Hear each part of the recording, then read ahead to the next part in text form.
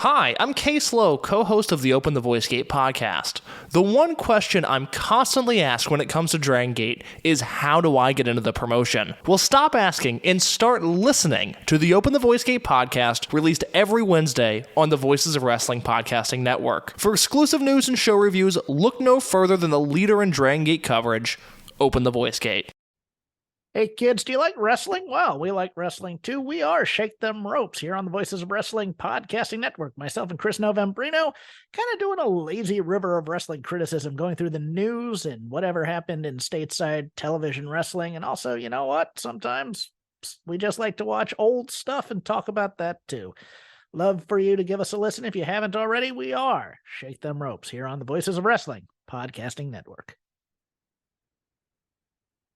If you're a podcast host, listen up, this one's for you. My name is Allie Jackson. I'm the host of Finding Mr. Height, a dating and relationship podcast that I've been doing for 4 years now, sharing my positive and practical approach to dating that's built on my own life experience. And I wanted to share another experience that I've had, my secret behind monetizing my show. It's called Red Circle, and I was just telling my colleague about how much I love their platform. With Red Circle, not only am I getting a seamless hosting experience, but I also love the support I receive in ad sales. It's not just typical ad sales either. It's targeted opportunities based on my show and my life. And the platform is super simple. You just set your preferences and Red Circle matches you with sponsors that align with your show. You can vet every opportunity and their platform gives you great analytics. More recently too, my Red Circle team has brought me opportunities outside of my podcast on social media to really augment the podcast partnerships, bring them full circle. I just can't recommend them enough. If you want to give it a try, go to redcircle.com to get your free trial. That's redcircle.com for a free trial.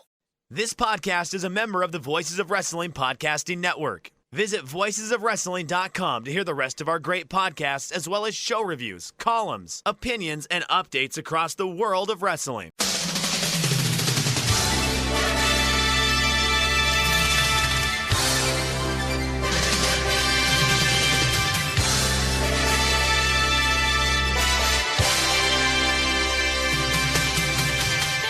Hello everybody, welcome to the Super J Cast. I'm Joel, joined by Damon McDonald. It's Tuesday the 15th of July, 2025. This is episode 370. What are we going to talk about? Hey, live music. Bloody brilliant, isn't it? You're coming over to see Oasis. Yes. Yes, I am. What's your favourite live music experience you've had? Like, favourite gig, all-time gig that you've been to? All-time gig. All right. So my first concert was Live Aid at JFK Stadium in Philadelphia. That is quite the first gig. Right? And I had no idea. Like, I just had no concept of what a concert might be like. And my sister had gone to some concerts. But, you know, I'd always ask her, like, what did they wear? What did they do? And this and that. Like, I just had no real fucking concept of it. And then I had to go away to Christian camp. My mom made me go to Christian, like, Bible study camp for a week up in the middle of, like, the woods in Pennsylvania or New Jersey, or like the border. And I hated it so much, Joel, that I escaped twice. and they picked me up on the road. It sounds like the premise to a horror film. It really is. It could have been, because I was hitchhiking, thinking, okay, I can't be that far from home, right? And somebody will know where I live, and then I'll just, like, go home, right? And they picked me up twice. And then the last day, it was only a week long, like and I hated every minute of it. Oh my God, Joe! First of all, it was community showers, right? So I'm taking a shower, and I'm just this fucking dorky, you know, white kid, and it was, you know, I think economic status had a lot to do with it, and blah blah blah. And I'm taking showers for the first time in a communal setting, and I see cocks that, quite honestly, were much larger than my little thing. I was like, wow, that's what a real one looked like. And I hated every minute, and it was so hot. I just hated every fucking minute of it. I couldn't sleep. Now, this sounds like the premise to a different genre of film. It's hard nonetheless, yeah. Awakening. My dad picked me up on the last day, and I was just like, it was like getting out of prison for me. I was like, I couldn't believe I was there. Although there was one counselor who I was like, you know, you have a little. Sorry, no, just that's 6 minutes we made it before penises got mentioned in the show. So I think pretty good. Might be an all-time record. We lasted a very long time. So let it be known I didn't mention it. I alluded to it. But anyway, Dad picks me up. We get home, and then the next day was the concert. And my sister was like, "Well, we're going tonight to just hang out at JFK." And JFK was this fucking massive stadium. And but they have since tore it down. And when we got there, it was so crazy already. And it was the night before the concert. It was just crazy. And we just stayed up all night. And then I remember it being fucking 1,000 degrees that day. And as stupid as this sounds, I didn't really own a legitimate pair of shorts. So I vividly remember I had a white Adidas like kind of polo shirt and brown corduroys, and it was fucking 100 degrees that day. Right? So yeah, I looked ridiculous to say the least. And so that was number one. And come to think of it, 40 years almost to the day, Joel, JFK Live Aid and Wembley Live Aid, and I'll be at Wembley in just a couple of weeks. So there we go, bringing it full circle. I can't believe it. I got to wear brown corduroys to the show. So that my outfit. As soon as you said it, I was like, I really want him to wear it again. Yeah, everybody does. Like, there's not a person in my life that knows I'm going to the show. It's like, you got to wear fucking brown corduroys, dude. So that's one. What else? I would say that In Excess Public Image Limited was fantastic. That was a great concert. That might be up there. Jesus Mary Chain up there. Duran, any Durans up there? Probably. Yeah. You know what? Oasis was up there too. All right, look, I'm getting at it. I saw Blur at Hyde Park. That might be number one. Blur at Hyde Park. That was number one. Yeah, that's number one during the Olympics. Yeah, that's awesome. Yeah, it was What's that. your favorite Blur song? Chemical World. This Is a Low. I like Girls and Boys a lot. I like For Tomorrow. I like Blue Jean. I like Star Shaped. Oh, the list goes on and on, Joe. Yeah, excellent stuff. I mean, the reason I ask was, as we have been discussing on our WhatsApp group, I went to my first gig in many, many years last Thursday. I know. You loved it. Talk to me. I had such a wonderful time. So I'm an enjoyer of post-hardcore music, which is not for everyone, but that is my favourite choice of music. And I've been very lucky. Like in my youth, growing up in London, I got to go to a lot of really great gigs. I think my first gig was seeing Coheed and Cambria at the Barfly, and I've seen other groups. Like I've seen Million Dead live, Thursday, Circa Survive, Alexis on Fire. That's just a few that have popped into my head. So I've been really fortunate to see like my own personal sort of Mount Rushmore of musicians and artists. But obviously moving to China and living in Bangkok, I just thought like those days are gone, and having kids, I thought I'm probably not going to get the chance to see bands that I like anymore. And I got into this band called Hail the Sun. It was one of these stupid websites, where you put in a band that you like and it gives you similar bands. Yeah. So that's how I got into them. I've been listening to their stuff for a few years, and a lot of their music really resonated with me during the lockdown period when I was stuck in the hotel in Thailand. Esther was, God, how old? She would have been like 1 year old at that point, and just found out Mally was pregnant with Arthur. And then the school in China is telling me, quite rightly, that you're going to have to look elsewhere for a job because this is not sustainable. You can't keep teaching online. So I was out of work, and one child stuck in a hotel, pandemic, other child on the way. So it was a pretty stressful time. Like, I think at that moment I was wrestling with whether or not I would save the job by going back to China by myself and leaving Esther and a pregnant Mally behind, not knowing whether I'd see them again. So it was either just give up the job or save the job and leave my family. And I made the right choice in the end, but so I'm waffling. Basically, difficult time. I was not sleeping very well. It was a very stressful time. I'm sure anyone out there who sort of struggled to provide for their family, you feel a duty to be the breadwinner and take care and have a job so you can put food on the table, put a roof over your family, and I was listening to a lot of Hell the Sun at that time. A couple of songs at that time I was just listening to a lot that resonated with me. There's one called Parasitic Cleanse. And I never imagined that I would get the chance to see them live, but they happened to be doing a UK tour and happened to be visiting Plymouth for some reason, which Plymouth is not the most prestigious or glamorous city in the UK. And they were playing at this really tiny venue called The Junction, which is basically just a pub that has a stage in it. So like really intimate venue and really sort of digging back into my roots of the kind of venues. Like anyone who's been to Barfly and Camden will know what it's like. So getting the opportunity to, and I just went by myself. I don't have any friends who are into that kind of music, and I had the best evening. After school, so Mally took the kids home from work, and I drove to Plymouth. I treated myself to a smash burger at Zephyr Burgers, then had a lovely pint by myself. Went to the venue, saw a couple of warm-up acts that I really liked. There was a band there called Strawberry Lace, who I'd not heard of before. They were really good, band from Cambridge, and then just enjoying the concert by myself. And just a really wonderful experience getting to be in the same room and just up close, just be so close to artists whose work, like guys that I think are fucking geniuses, and being in the room with them playing the songs that I've listened to hundreds of times that resonated so strongly with me. It's like, being in the same room as fucking Michelangelo painting whatever it's true, and I was just like feeling very fortunate and just staring at the lead singer, this guy Donovan Malero, who's just like incredibly talented guy and also very, very good looking.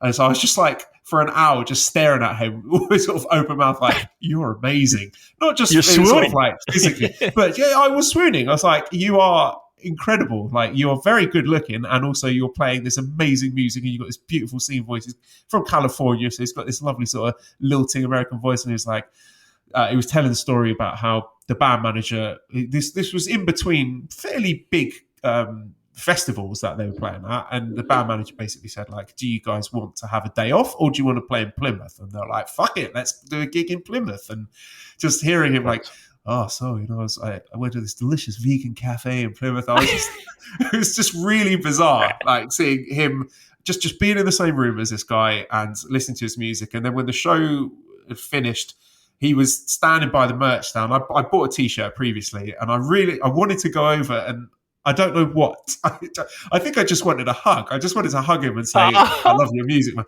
But I didn't in the end. So I was just sort of staring at him, but I was feeling this sort of almost sense of loss. I had to like physically drag myself out of the venue, and I didn't want that experience to end because it was just so meaningful for me to be in the room and get to experience that live. So I've just been for the last week, I've just been thinking about Donovan Malero a lot and what I could have said to him. And I stand by my decision not to talk to him because I think you should just sort of leave famous people alone. But it's an evening that's had quite a big impact on me and left me feeling very, very lucky and very privileged to be able to see one of my absolute favourite bands up close like that. And the other stuff I get to see, I've been to a Champions League semi-final this year. I've been to I was there to see Kenny Omega versus Kazuchika Okada in Osaka Joy Hall when they did their best 2 out of 3 match, and there to see Tetsuya Naito win at Wrestle Kingdom 14. I've been really lucky to see a lot of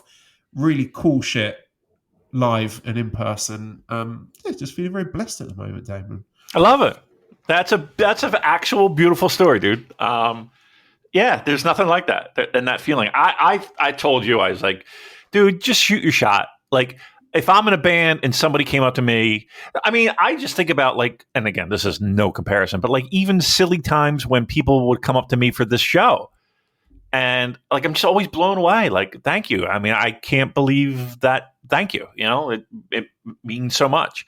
I remember I was in like Totocon. We were just shopping for wrestling shit. I'm kind of just thumbing through magazines, and I was talking to somebody. It might have been Mackie, I forget who, but somebody heard my voice and they're like, "Are you Damon?" And I was like, "Yeah." He's like, "Hey, my name." I forget the guy's name. He's like, "Yeah, we listen, blah blah blah." I was like, "Oh, that's awesome." And that was just like one of those weird, like, oh my god, people listen to this thing. And I can't imagine what a band would. And if you said that to him, I guarantee you he would take it with in open arms. Like, he would not be a dork and like roll his eyes and be like, "Okay, don't get out of here." But in the same breath, Joe, I sent him an get Instagram message in the end. I just thought I put it in writing and sent it as an Instagram to you. Oh, you coward. No, but I get the fact. Like sometimes you just want to just let it be. You know what I mean? Like, you just want to not deal. The deal's bad, but you just want to keep it as it is, and you don't want it to get ruined in any way whatsoever. So you keep it in the jar. If I got like tongue tied and ended up making a fool of myself, then I would have. You're gonna remember that, yeah. Yeah, I would have ruined my memories of what was otherwise a wonderful evening. I get it. I absolutely get it. Yeah, I mean, you have no idea how much I relate to that.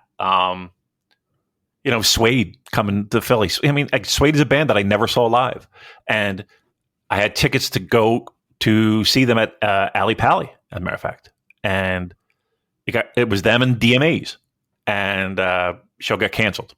No, it wasn't them and DMAs, but it was like Suede and then DMAs were like the next night or something like that. And I had tickets for both. Some sort of code for a New Japan event? It's really not. Shockingly enough, it is not. There's no announced London show. I repeat. What a great bit. But COVID hit and everything got canceled and blah, blah, blah. And that was the closest I got, because before that, they came to Philly, but I don't know what the fuck was wrong with my life, and I didn't go see them. And they never came to Philly. Like, they never came to U.S., let alone Philly. And I was like, I just kind of resigned to the fact that, like, one of my favorite bands I'll never see live. And then seeing them live, and I was right against the barrier in Washington. And, I don't know if you know anything about Suede and Brett Anderson, but he's, very active, and he likes to go to the front and contact with people and shit. And he's like, I'm holding him, as he's leaning over the barricade singing. And then the next night, the fucking band plays my favorite song.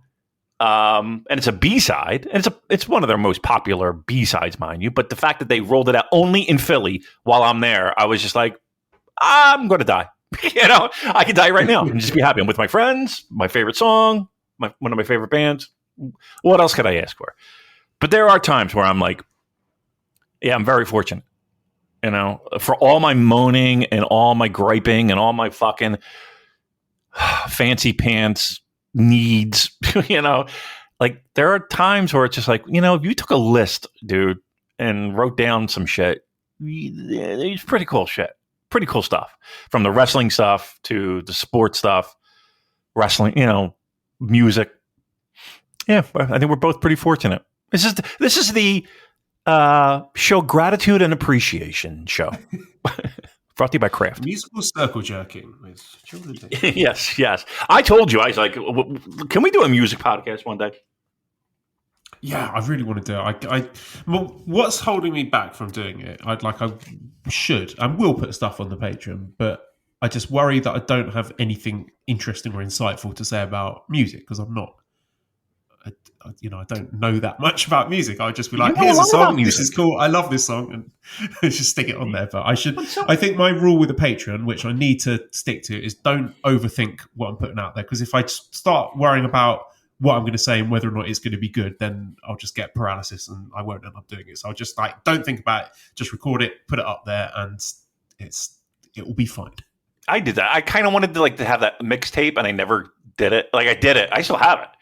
And I never put it out there. So I hear you. Have you been on Andrew Rich's Music of the Mat? No, still waiting for what? I will reach out to Andrew and make that happen. Don't reach out to Andrew. Andrew will reach out to me if he wants me on the show. He may not know that you want to do it. He may not know. Bothered to find out, has he? Well, I don't know.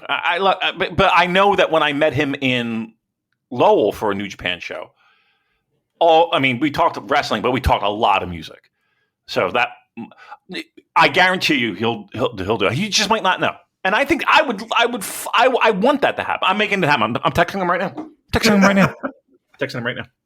Right now. Let me load up the messages. Andrew Rich. Hello, Andrew. Delicious penis you have. Hey, here's what I'm putting. Hey, can you shoot Joel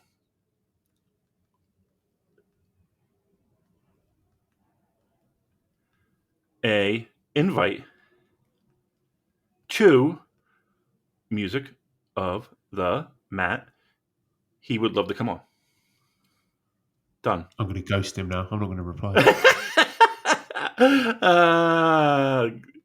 That is what I want to hear. I want to hear that show. Okay, boom, it's sent. Now you have no excuse. You'll be on. All right. You know, I appeared. You listened to my single appearance on Music of the Mat about 7 years ago, whenever it was, the Zack Sabre Jr. episode. Yes, I did so much prep for that. I did so much research because, again, I'm not confident talking about music, and I didn't want to sound like an idiot.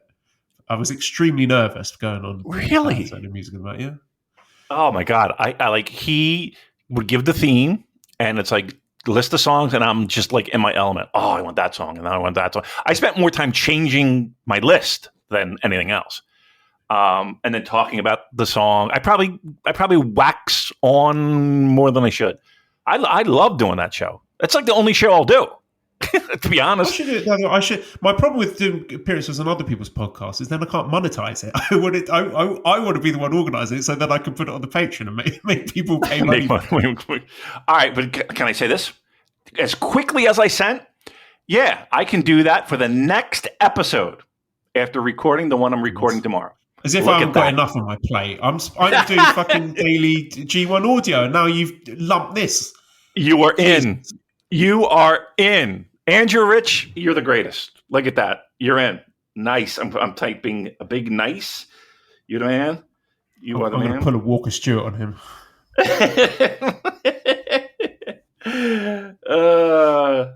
All right. Where should we go? We have a very exciting time of the year. I don't know if you know this. It's G1 season. And truth be told, I'm pretty excited. I'm looking forward to it. I think it's going to be good. So I'm gathering that'll be a lot we talk about. But what else? What else do you have on your plate? One bit of news. So Jay Reeseman says, any truth to the rumor that Hiroki Goto is cast as E Honda for the Street Fighter movie? Could that be why he dropped the title? And Andrew says, did this company know all along that Goto would lose his smile before the G1? So this is a Fightful report that said, as John has mentioned in the question there, that reportedly Goto is going to play the role of E Honda in the Street Fighter movie, which has got some weird casting choices. I think Cody Rhodes is in it, and as I think he's Guile, and then Roman Reigns is playing the role of Akuma. So it sounds like it's going to be very strange, and I've not heard anything about that. All I had heard with regards to Goto's G1 absence is some rumours about some sort of commitment. I don't think it's this. I don't think they are ready to start filming it. I don't believe that he is off now, putting on the red face paint and the mawashi and practicing his flying headbutts.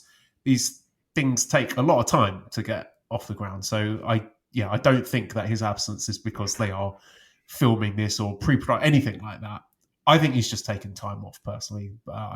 Again, this is just purely my speculation, but my headcanon at the moment is that they had conversations with him and said, look, we need you early part of the year. We're going to give you a short title run and you're going to have a lot of defenses. We're going to push you pretty hard there, but then you can take the summer off and spend some time with your family to rest up. And I'm sure he is carrying injuries, but I mean, all wrestlers are carrying injuries. But again, my working theory is that he was never going to be part of the G1 Climax, but they couldn't announce the G1 lineup without the champion in it, and they just hadn't done the title change yet. So that's what I think. I don't know if it's got to do with the Street Fighter thing. Maybe it is. Maybe he's just got to pile on the pounds now. He's got to play a sumo wrestler. He's going to have to bulk up. He's going to have to be hitting the Chanko hard now.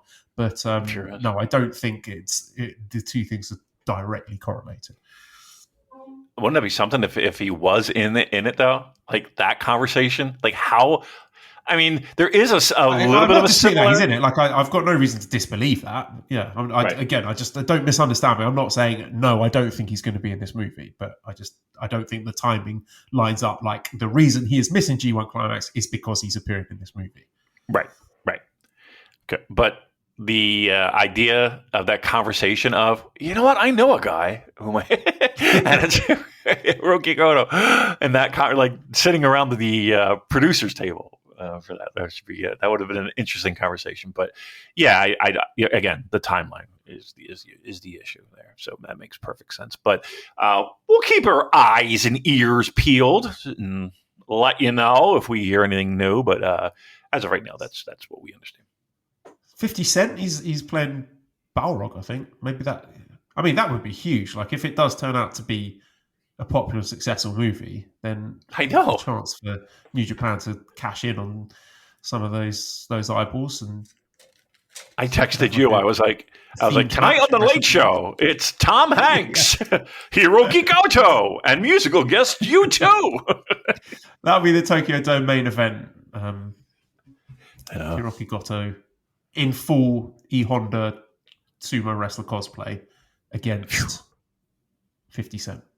Against ACH as some other cosplay wrestler. Poor ACH. Really obscure Street Fighter character. Play the role of Dudley from Street Fighter 3. Right.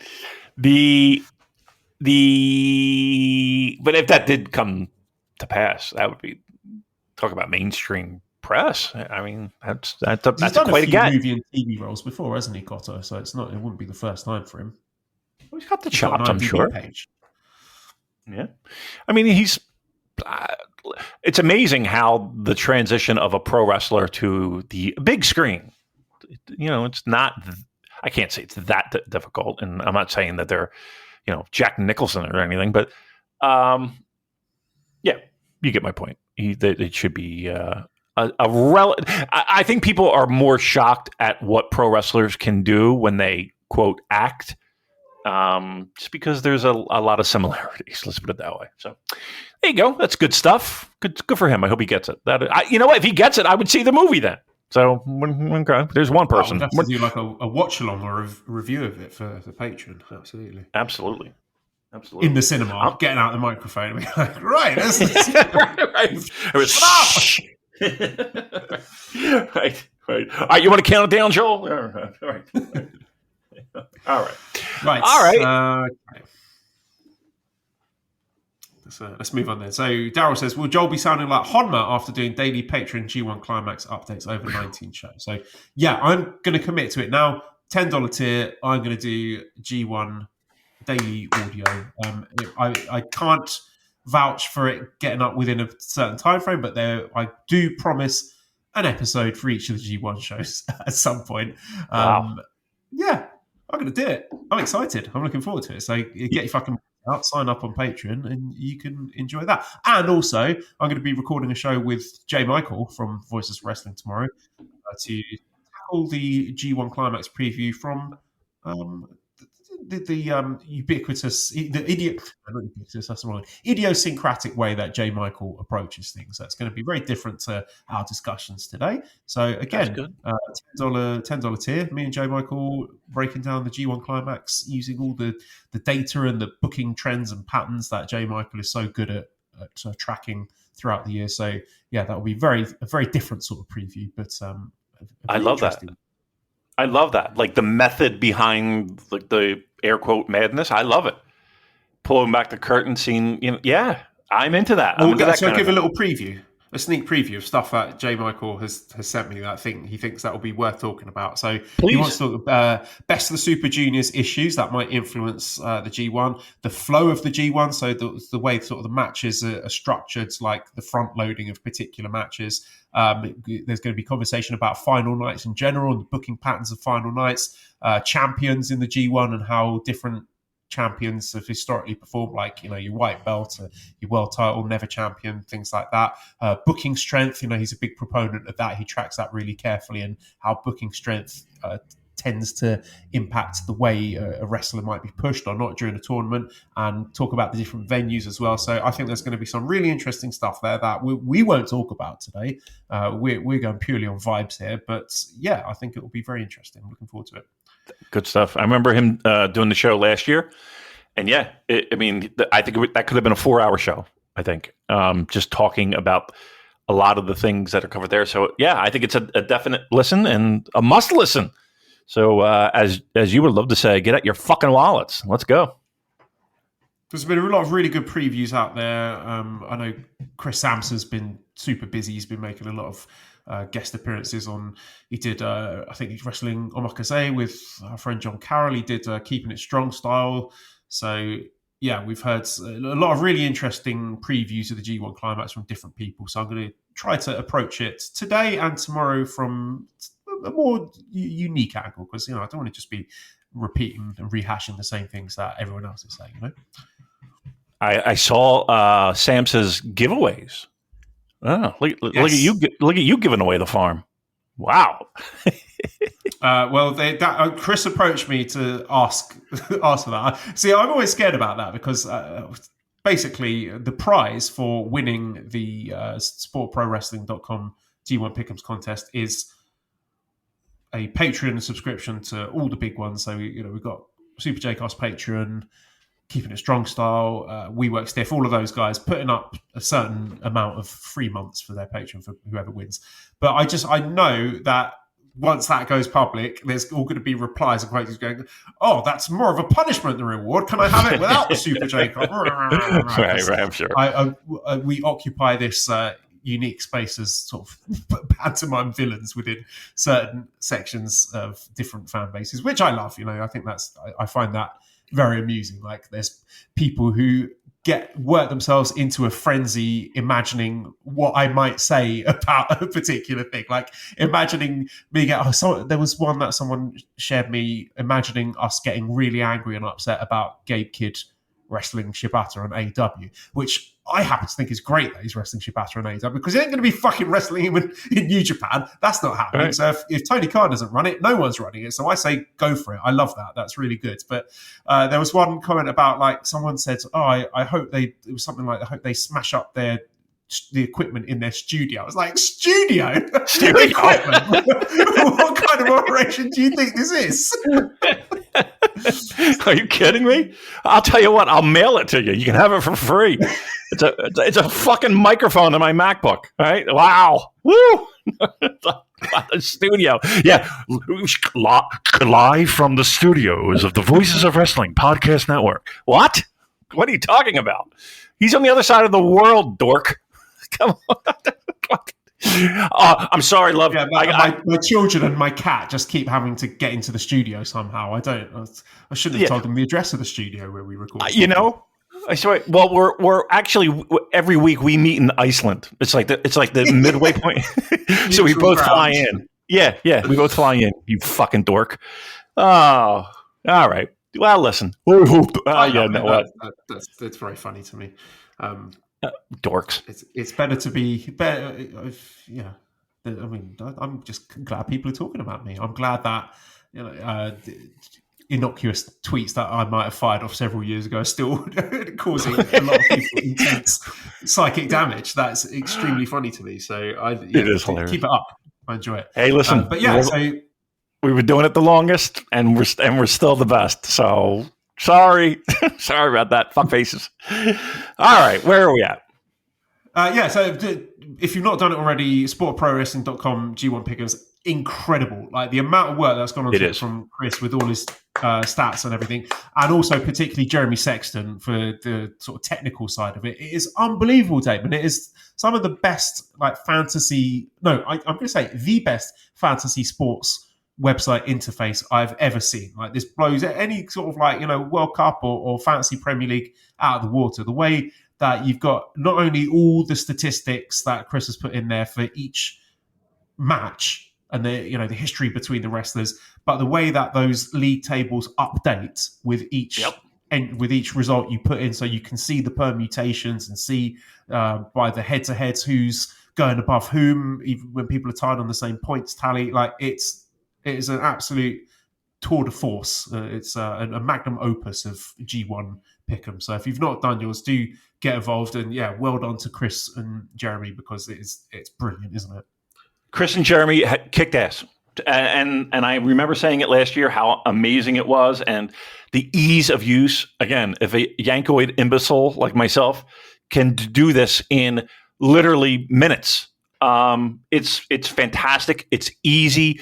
Everything. The UX is just, you can't make a mistake. You know what I mean? You can't like lose your, you know where you are at every step of the process when you're doing your pick'ems. It's all laid out in front of you.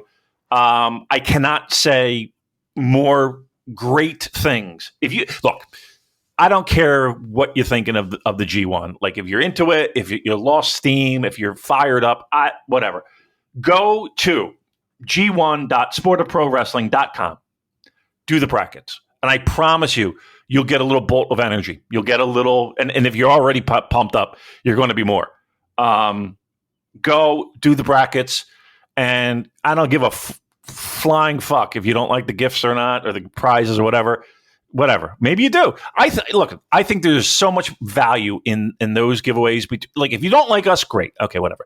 You got keeping it strong. The 3 months of free Patreon that we've offered, I'm going to put up no bonus content in those 3 months.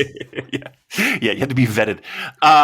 It's going to put really hostile audio. Just a bonus audio of me screaming into the microphone for 40 minutes. Right, farting into the microphone, just passing wind. Again, if we're not your cup of tea, that's fine. I don't know why you're listening now, but okay. But if we're not, you got the Voices of Wrestling flagship, right? If I'm not mistaken, you got Keeping It Strong style. You got who else? Who am I missing? We Work Stiff, right? So there is a voice and a flavor for every New Japan Pro Wrestling fan. And you know that, again, with the flagship, you're getting the whole run of everything, AEW, whatever is the news of the day. You're getting insightful commentary and insight and just, they go 3 hours fucking every show, at least. And then all the little bonus things that you get with everyone. Strong Style's got the Tanahashi retrospective. We got the Vault. We got a lot. It's amazing. Joel's daily audio, all the stuff that he does with other guests. Come on, that is for 3 months you're going to be in your like pro wrestling glory. So get in on it. Again, g1.sportofprowrestling.com. That's where you got to go. Do your brackets, and we'll talk about ours in a moment. All right. So G1. Where are you at in terms of your vibes going into G1, Damon? How excited are we feeling? Like I said, I'm pretty excited. I always do, because I think no matter what you think of where the product might reside, or if it's a hot product, if it's a cold product, if you're a little disappointed with the lineup or whatever, a lot of that goes out the window.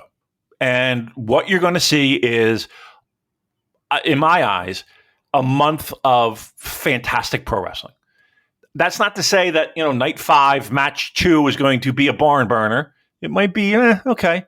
But I don't think you're going to see anything bad. I don't think you're going to see anything, You're going to see good to great.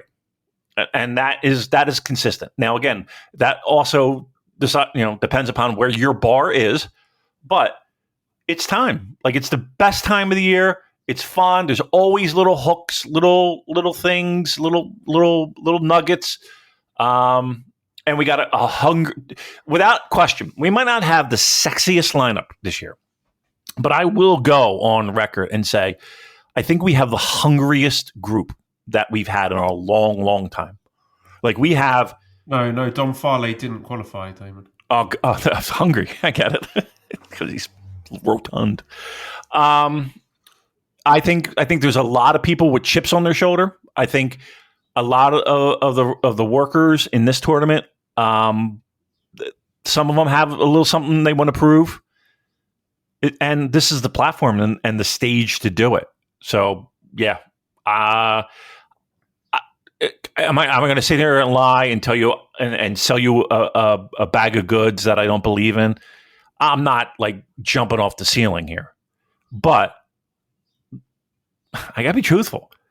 I was excited, and then doing the pick'ems really kind of got me like, okay, let's get into it. Like I'm ready, and I think a lot of people, they're like the water is starting to percolate, right?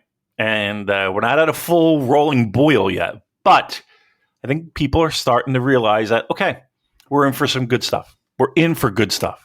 I think everyone will agree. Do you have any concerns about like the venues and the attendances? Because just looking at some of the buildings that are being used, there's a lot of these kind of messy buildings, which are like the big sort of prefectural gymnasiums with the terrible lighting. Yeah. And the ticket sales have not been particularly strong this year. Do either of those things bother you, or you just sort of dialed in for the actual bell-to-bell content? I can't lie and tell you that it doesn't concern me, but correct me if I'm wrong, aren't like a lot of venues right now going under construction, doing renovations? Some of them aren't available, etc. So it might not be all, hey, this product is cold and nobody's buying tickets and blah, blah, blah. So there is a little bit of that. I'm not making excuses, but there might be a little bit of that.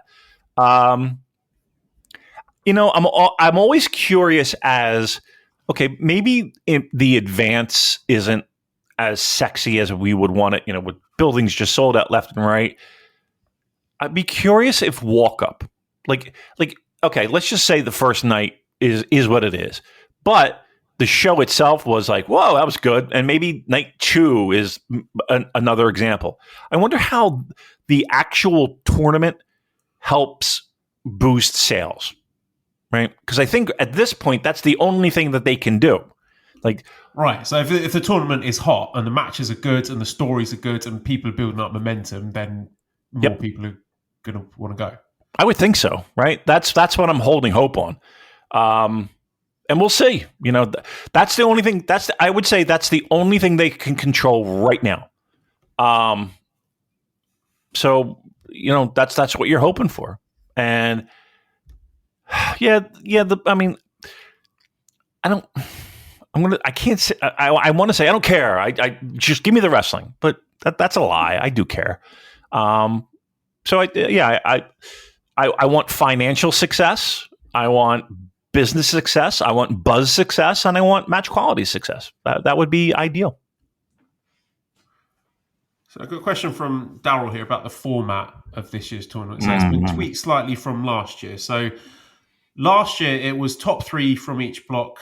So the number 1 in each block went straight through to the semi-finals, and then the second and third place A block would face each other, and the second and third place B block would face each other. They've changed that up slightly this year, in as much as the second place from A block, I believe, faces the third place from B block, and vice versa. So those play-in matches are cross-block rather than rematches from within the block. But the question from Daryl is as follows. Typically, 10% of G1 participants advance past the group stage. This year it's 30%. Do the additional dates, i.e. revenue and storyline possibilities, outweigh the prestige of being a round-robin block winner in the traditional format? As an example, when I was a kid, only 4 baseball teams made the playoffs after playing a 162-game season. Now it's 10 teams. This is cool because more fans can get excited about the playoffs, but the fact that a team with a rather unremarkable record can get in takes luster off. So do you have an issue with 3 wrestlers from each block making it through?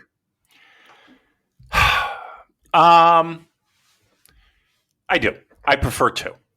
If I'm being honest, I prefer 2, and just for the reasons that was laid out with the baseball analogy, in the sense of like those wild card games, like you're kind of hanging your hat on a team catching fire and causing waves and getting in, and now they're in the playoffs. Great, and they win that round, and wow, this wild card has a chance to win it all. But I also still think that there is value and merit in, hey, you know what? I was top of the table. And if you want to go 1-2, okay. And I think the deeper you get, I think it dilutes it a little bit. 3, I'm not going to, call for G1 to end, If they did 4, now I got a problem. But 3, I can stomach. I don't like it. I prefer 2. But 3, I can stomach.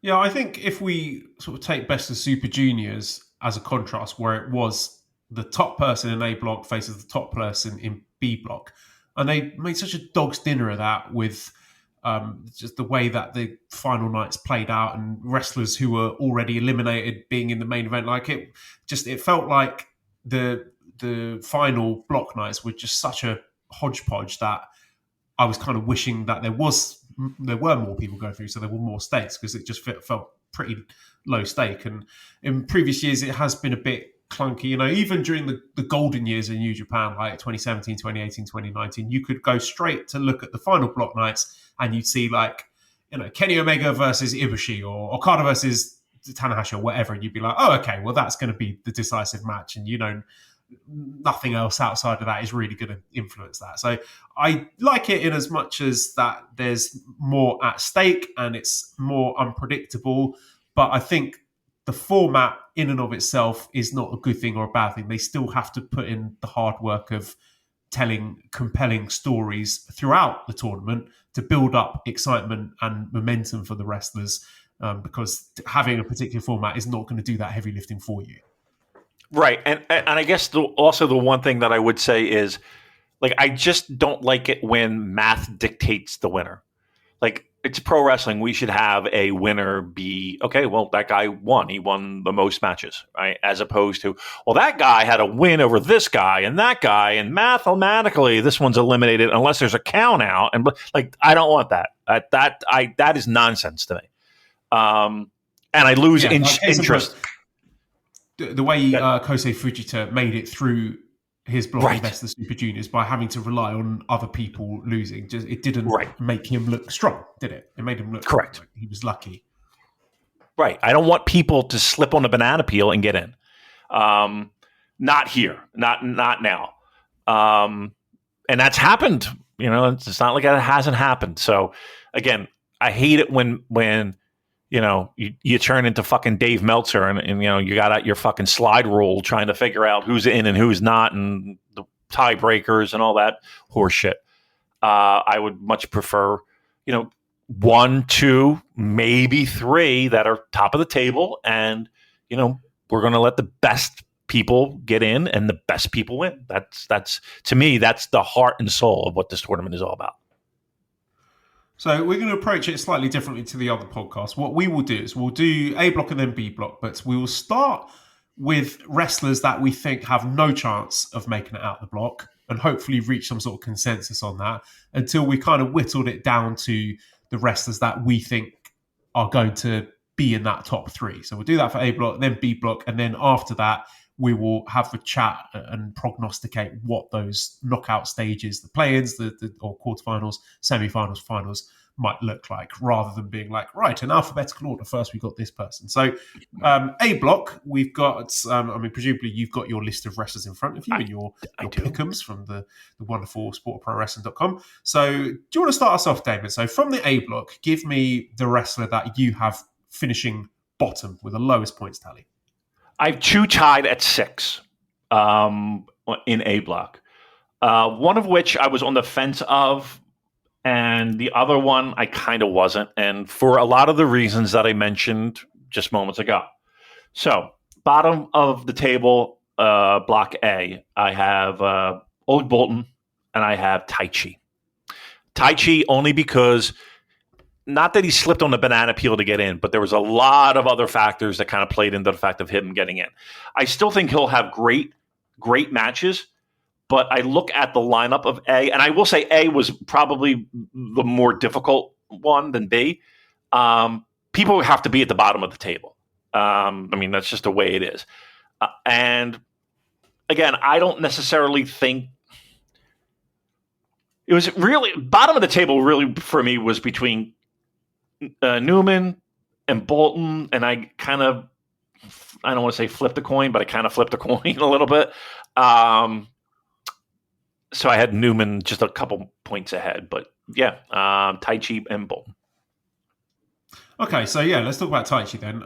Now, I initially had him second bottom with 6 points, but I got a question from John Carroll who says, is it insane to think that they're setting Taichi up for a shock run to the quarterfinals by having his last 2 matches be Callum and Bolton, aka the 2 people who knocked him out in the qualifiers these last 2 years? Am I working myself into a shoot here, or could it happen? Now, I have also worked myself into a shoot, and I'm second guessing myself because again, I think the way Taichi made it into the tournament was brilliant, and I'm going to hand it to them, and I'm going to say they did that on purpose. They knew what they were doing. I don't think they lucked into that because it's too coherent to be chance. And I've talked to that at length, so I'm just delighted that Taichi's in the tournament. I think he's got a great cult following, and I think his matches are going to be awesome, and I think he's a real boon to the tournament, particularly those opening 2 nights in Sapporo with his home fans. So I'm just thrilled that he's there, and I'm sure the output, the work rate is going to be great, and there's going to be some absolute killer matches in there.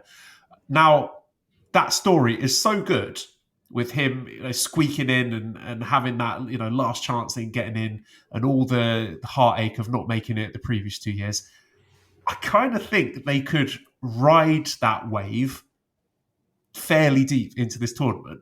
So what I've now convinced myself that despite initially having Taichi second bottom with 6 points, I now think it would not shock me if he manages to squeak his way into the play-ins. Now, I don't think he would get any further than that.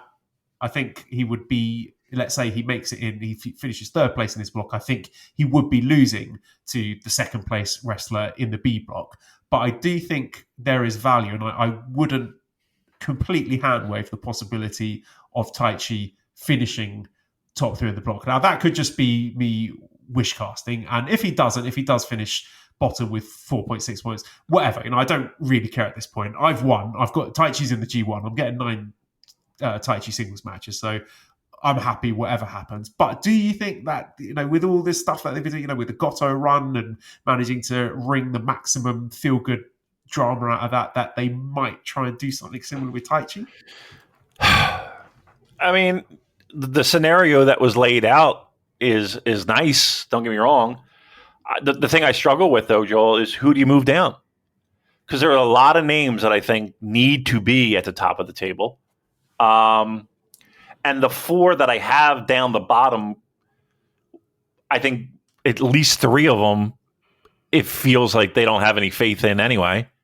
And those 4 are Newman, Oiwa, Taichi, and Bolton. I don't know. Who do you move out of the top that you have and replace with Taichi? Well, I don't want to. Okay, right. My picks this early, but so you mentioned you also. So your next bottom of your list was Taichi. Who have you got 9th place? So in order, last I have Bolton and Taichi both with 6. And then I have. All right, well, let's talk about Bolton then. We'll save it. We'll discuss each of those wrestlers in turn. So Bolton is your never champion, and I'm not saying that again. We'll dig into that. I'll dig into that with Jay Michael. The never champion, if I'm not mistaken, is not particularly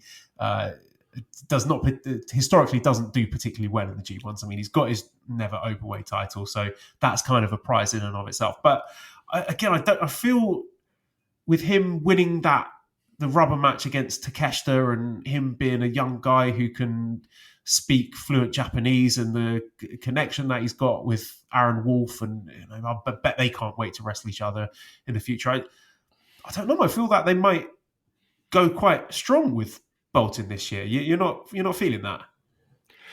The problem is that I agree with you, and he's tied with Taichi for the bottom. What I struggle with is, and again, it was a coin flip between him and Newman, but that's only like a 8 between 8 and 6 point, not that much. I don't know who I would move down. That's where I struggle. I can't put him like second. I can't put him third. Maybe fourth. I guess my problem is that I didn't have a good place to put him. So just by default, I put him last. Yeah, I think the fact that they have put the never title on him, maybe that is his treat, and so that can sort of excuse him not necessarily being in the mix to qualify at the end of this. On the final night, he's facing. I've got it written out here. Taichi. Yeah. Right. And again, keep in mind that even though it is there, technically he's at the bottom. There's only like 2 points separating bottom from fourth from the bottom, and then 4 points like second place. so my blocks are pretty tight. So it's not like it's like this blowout. He's getting 2 points and he's winning one match and blah blah blah. But just with the way the math worked out. Yeah, I don't think he makes the top three either, to be fair. I mean, I agree with you. I just think he fares slightly better than that. I think what we're looking for from him is just building on the good work that he did last year, and I'm excited to see him mixing up with wrestlers who are not Konosuke Takeshita. As much as I've enjoyed the matches between them, I'm curious to see what Ole Bolton versus Callum Newman match looks like, or even like Bolton against Taichi. I think that's going to be a really interesting one as well, or Bolton against Evil. What does that look like? I think there's a lot of really interesting possibilities there. But do you have him last? Like you, no. So in my initial pick that I did, I had him finishing on 10 points in 5th place. But so what's that? 2 more wins than I would have. Who do you have him beating? I have him beating Yuya and Oiwa, Callum, Taichi, and Tanahashi. Okay, we're close. I mean, I have basically the same. Newman he beats. Oiwa he beats.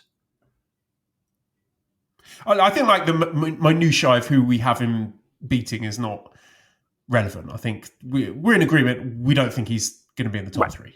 Correct. Okay. Leave it at that. Fair enough. Okay, I'm going to give my next pick of someone who I don't think will make it out of the top 3. I've got Callum Newman as well. So I have in 8th place in my predictions with 8 points. But I mean, he had that really fantastic match with Goto in the Dontaku main event by accident. We know that wasn't the initial plan. And a lot of people were quite vocal thinking that he shouldn't have been it last year. But I think he has silenced quite a few critics with that Dontaku performance, and I think he's good value for his spot here, and I'm excited to see his development. I think the expectations are going to be higher this year, and it's just the fact that they did take the tag title off of him and he's had that big spot in the Dontaku main event does make me think, would it stun me if he made it into the top 3? We're going to see. They'll put their money where their mouth is. Like, how much do they rate this guy as a prospect? But I don't think he needs that, and I don't think he will get that. What I'm just looking for here from Callum Newman is growth, basically, and less of the kind of nonsensical Brit rest coded flippy high spot things, and more sort of coherence in his matches, and I'm sure we're going to see that because he's come on leaps and bounds over the last 12 months. So that's what I'm looking for here. I'm not expecting him to go through, but just looking for more development in his game. Exactly. And I think for a few of those people that we talked about, I would say the same thing. I do have him doing some, winning a handful of higher profile matches, though. I see him kind of being a little bit of that spoiler role. But yeah, I'm looking for growth. I'm looking for him taking a next step. He's got a lot of solid dance partners to be able to do that with. Do you have any shockers that he wins? Yeah, I mean, no, you've mentioned. I just think he would benefit more from having those big matches with great performances that get everyone talking, saying, "Oh, you got to check out this Callum Newman match," rather than a respectable points total. I think the points total he get is not really important for him here. I think the priority here is putting in some big performances where he continues to prove that he is a serious blue chip prospect. Because I think the company are behind him. I think they do rate him that fact that they gave him that Dontaku main event, even though it's only Dontaku. It's not one of the biggest shows of the year, but it's not for nothing. He was one of the few young people that got to wrestle Goto when Goto was champion. So, I do think there is a lot in that. In terms of a big upset win, Finlay, I think Newman versus Finlay could be a really good match, and I think he could get an upset win there. If you would call that an upset, I would. So that would one I would say would, I think, do him a lot of good. I think you're right and spot on. Because here's the thing. At the end of the day, does anybody remember what points somebody got You remember the matches. Yeah, you remember. Oh, yes, that was fucking great. I got to rewatch that. Yep, I agree, and that's what I'm hoping for a lot. Block A and B, the guys at the bottom of the table. For Callum, I have him beating Suji. Is that insanity? No, I could see that. I don't. He's got to lose sometime, right? And I also have him losing winning Finley as well. So it's funny that you said that one too. So you're right. I'm looking forward to. That's what's going to put you on the map. Let's put it that way. Having great matches during this tournament is what's going to put you on the map, not what point you finish. Now, actually, while you mentioned it, let's see because I think the matches selected for wrestlers at Korakuen Hall can be quite telling, because if you've got a big match at Korakuen, that means that's intentional, isn't it? So let's have a look. Korakuen. I'm looking at the schedule here. I'm looking at a chart here, and none of these say Korakuen. Tokyo, right? Look, night. Let me see. Yeah, which night is Korakuen?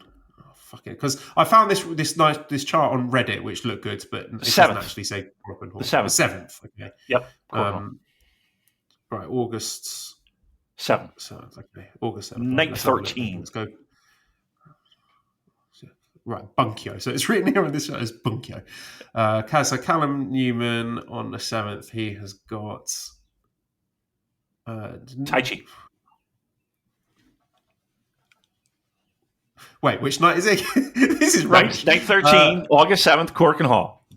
Night 13. Okay, night 13. He's got Callum and Taichi. Yeah. Yep. Callum and Taichi. So a rematch of the G1 playing that Taichi lost. But, I mean, Taichi, he's red hot at Korakuen. The Korakuen fans love him. So, again, not for nothing. I think that they've been put against each other again. So that, again, could be one that you're looking at that people might be like, hey, you got to see this Callum Newman versus Taichi match in front of this red hot Korakuen crowd. It's special. Can we talk about this fucking website? It is so amazing. So looking at that night, you can click and see stats and information head to head all time. What do you think the record is? Callum Newman versus Taichi, head to head. Well, I know Callum beat him in that the G1 playoff. I can't recall any other matches between them, to be honest. That's good, because there wasn't any. Head to head all time. Callum Newman is 1-0. They got streaks. They got 2025 singles wins. Callum with 7, Taichi with 4. What a great website. Great job. I swear to you, this is the fucking bee's knees. In that match, I did pick Callum to win, by the way.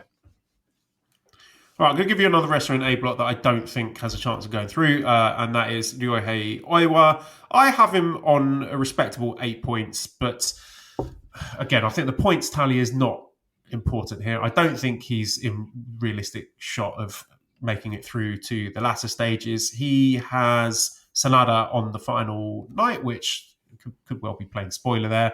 What I want to see from Oiwa is more of the Noah Oiwa, where he looked cocky and confident and looked like he had all the tools to be a main event star. And admittedly, he's not been put in those spots thus far. He's been booked, I think, pretty poorly since he's come back. Like this very sort of typical conservative New Japan booking that they do with returning young lions, and I think they should have been a bit more bold with that. And maybe the performances suffer as a result of that, because if you don't feel that the company's got faith in you, then you might start to lose faith in yourself. So what I want to see from Oiwa is him getting more confidence and a bit of cockiness, a bit of swagger, trying to sort of figure out who he is. Maybe get a new finishing move. I'm not really sure about the grip, that discus lariat thing that he does. But yeah, I think there's not insignificant amount of pressure on Oiwa to perform here. I think the G1 is something where you are exposed for better or for worse. It's iron sharpens iron kind of situation. So I think by the end of this, I need to see at least 1 or 2 big performances from Oiwa where we can be like, yes, this is the Oiwa that we saw in pro wrestling? No. So again, a guy where the points not so important. I want the performances. 1,000%. And this is a perfect example for both, not only the wrestler but the company. Like, shit or get off the pot here. It's go time. I feel like we have a talent that is vastly underused, and the company has no idea what they want to do with the guy. And I think that reflects in just what the general perception of him is at this point. I also have him at 8 points. Yeah. Now, again, the company could be like, listen, we don't know we got nothing for you, right? We don't know what the fuck to do with you. You're in this tournament and you're going to get 8 points and you're going to put over more than people put you over, but you'll get some significant wins in it. Yeah, it would be great that he's like the workhorse of A Block. Like, he's the stud, where every night he's putting out just a fucking performance that people rave about. I hope that's his role here. Let me take that back. I hope that's his role here, but I also hope that if it is not, that they decide to fucking get some energy behind him. I don't know if G1 is the place or the time to kind of come up with something new for the guy. I think that should have been established already going into a tournament, because I feel like it's a little bit hard to do, to establish. You can establish a dominance, and you can establish like, oh my God, this guy can fucking work his boots off. I would have hoped that going into it, you had that feeling. And I don't think anyone has that feeling that they're going to put a rocket to him. So 8 points, bottom of the pack. But again, that bottom of the pack, there's a ton of fucking talent. So maybe they are there to, make a name for themselves when it comes to buzz, match quality, etc. I think a wider point here, actually, I would like to see, we saw Zach being a bit more heelish and cocky and angry with his promos. I think all of TMDK would benefit from a bit more of that. I think Fujita and Oiwa, when Robbie Eagles did it, it was great. So I think Oiwa would benefit from just being a little bit more of a prick. Not a full-blown heel, but let's see some attitude. Grit. A bit of rough edges. Grit, yeah. Okay, another wrestler that I don't think has a chance of making it through is Sanada. I have him sort of middle of the pack. I've got him 8 points as well. I don't really, my expectations are not really high here. I find him very funny these days. I think he's got underrated comic instincts, and he looks really silly with his funny outfits and his funny shoes and the cigar and the guitar, and he's definitely leaning into that. And yeah, I find him quite a funny and silly man, but I'm not holding my breath for any great matches here, because I don't know what the state of his bicep is. I know we got one really great match from him last year against Zach, because I think the two of them have got really good chemistry, but the question for me is like, how do we differentiate the House of Torture-ness of him and Evil being in the same block? Is it going to be the exact same playbook as Evil with all the run-ins of Dick Togo and and the weapons and all that? If so, I think that would be a mistake. But again, I don't really care that much, because it's not like he's been featured particularly prominently on this tour. I think he's just there because it's Sanada and he's a former world champion and he's relatively dependable. He's a safe pair of hands and he looks good. But that's it. I'm expecting nothing from him in this tournament. He scares me, actually. He really does. For all the things that you mentioned, he's still middle of the pack for me, right? So I have him at 10 points. And I have him rather, looking at the grid, I have him very streaky, like consecutive losses, consecutive wins, that kind of thing. And I think just in my mind's eye, I kind of see him being threatening, maybe not necessarily ever being top of the table, but I actually have him shitting the bed in the beginning and making a run at the end. I can't imagine him doing more than 10. I hope not. I think there's people that need to be higher. And I know we just sat here and said points don't matter, but in some cases they kind of do, depending upon our narrative of the conversation. 10 points. I have him beating guys that might be where he is a little dominant and people kind of rallying behind the underdog maybe, and him fucking putting a wet blanket on that. And all right, let me ask this: who do you have? Evil Sonata. Who do you have the winner? I have Sonata winning that. Steve, I have Evil. There's a lot of like sort of narrative stuff for Sonata. There's Yu Uemura. They used to be just five guys, stablemates. He's got history with Finlay. They were in the New Japan Cup final together, weren't they? History with Suji because ex Lij thing. Obviously, a lot of history with Evil. Taichi's got history with because he betrayed Taichi, of course. So that's one where you'd be hoping Taichi to get his revenge on him there. Bit of history with Tanahashi. So yeah, there's a lot of narrative stuff, but just in turn, I'm not expecting any match of the year candidates from him. No. I think if you are, you might get one. I can't imagine you getting two or three. I would be honestly, I would be happily shocked if I got two. Like literally matches people are excited about online, and you got to see this fucking match. If I get one, I'm thrilled. If I get two, I'm absolutely over the moon. I don't think I'm getting two.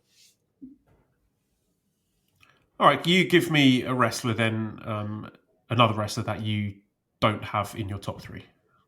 All right. How about that? Evil. I do not have in my top three.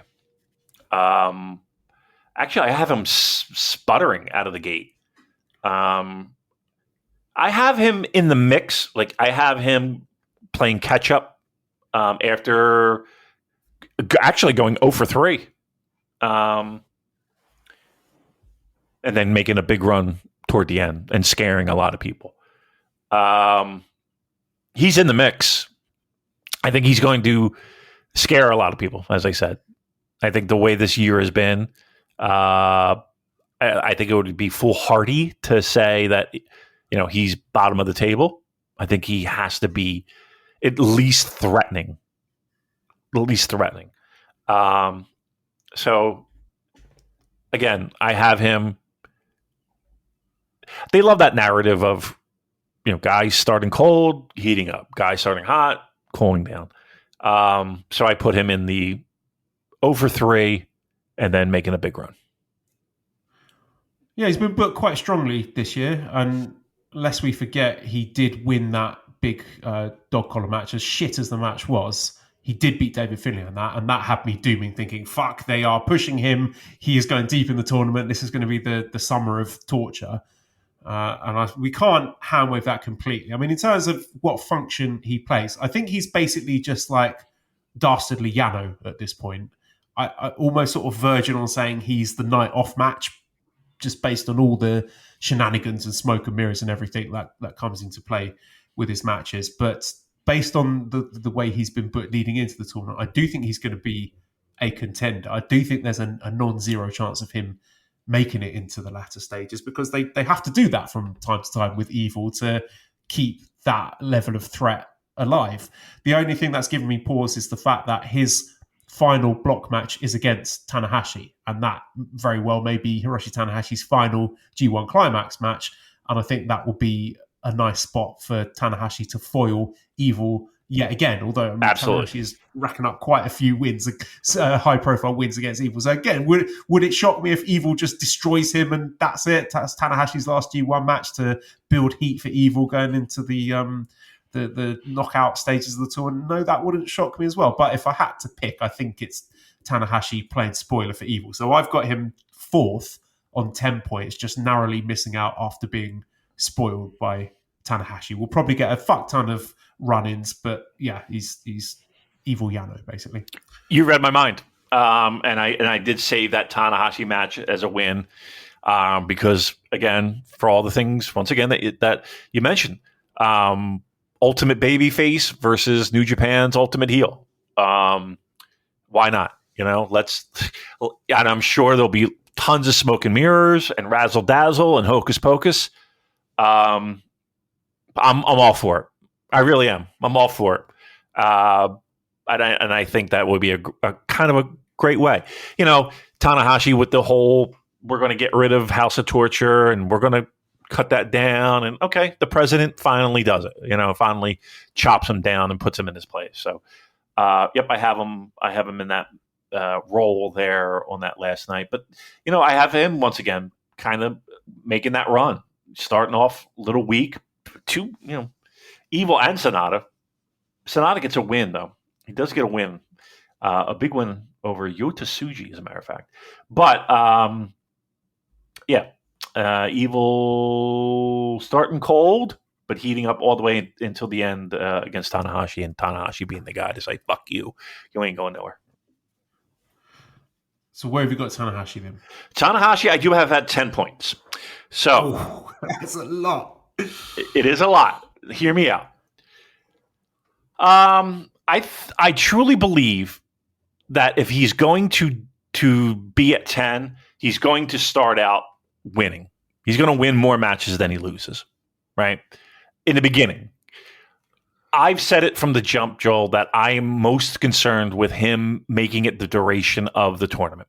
So if I'm not saying he will, but if he does bail out, and he won't, because again, this is his last one. He's going to do everything he can in these things. But if he's going to, and I put in air quotes, take it easy, let him shoot his load, first handful of nights to help build up some points, and then he can, I don't want to say coast, lose, and then again get his big win in with Evil. So yeah, the math had it work out at 10 points. I think you need to have him in the mix. I think it would be a travesty if you booked him like just losing everything out of the gate. Like, people want him to get wins. People want him to be in the mix. And he doesn't have to be there in the end, but he can be the guy to kind of get the final hurrah, and what a great way to do it against Evil. So, the math gave him 10, which again is one more win than Callum Newman. All right? So, you put that into perspective, and he's 10 points. I have a lot of people at 10. I have a ton of people at 10, and he's in that mix, and I think that's a fair and valid place to put him on his last G1.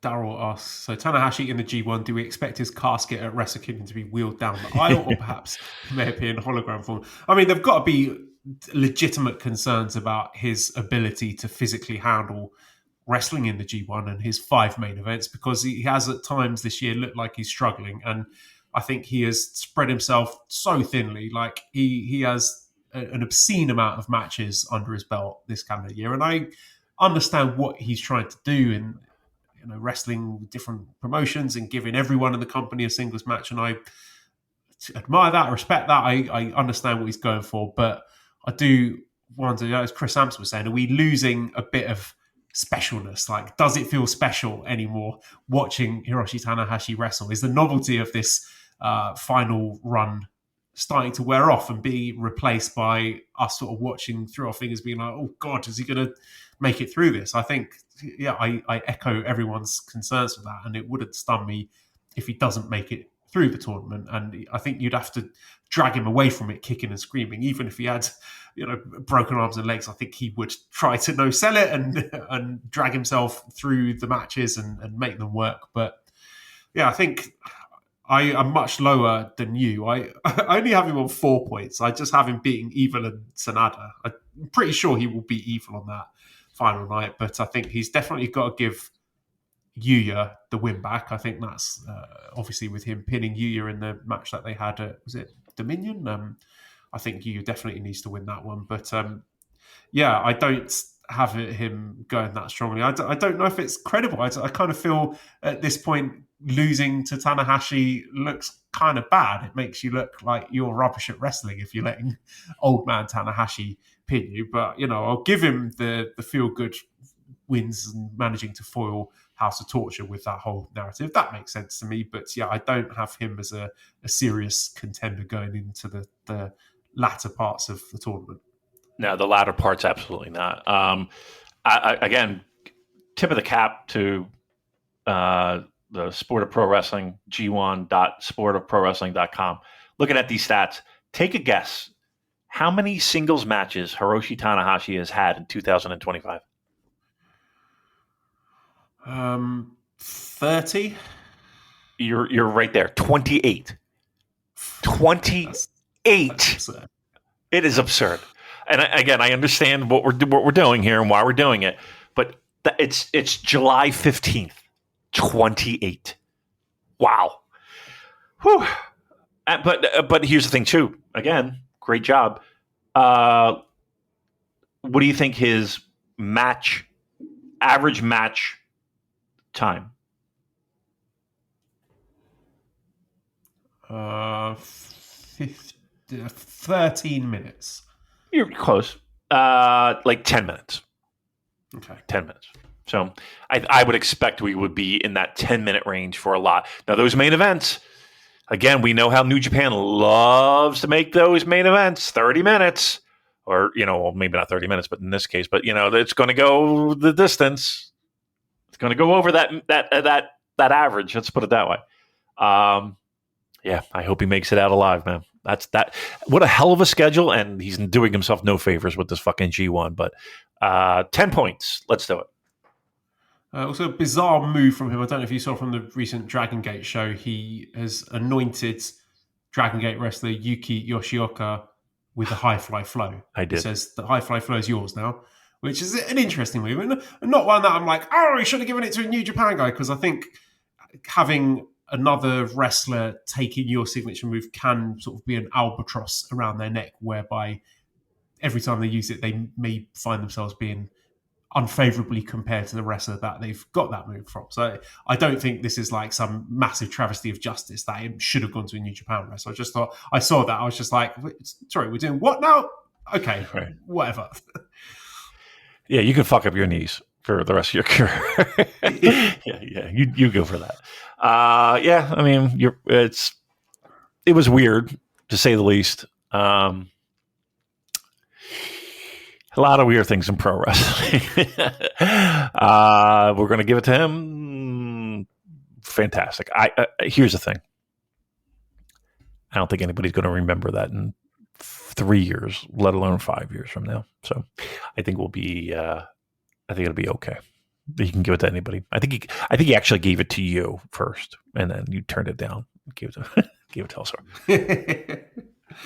Right. Well, we'll now get to the business end of the block here. I'd like to talk about David Finlay, because he was someone.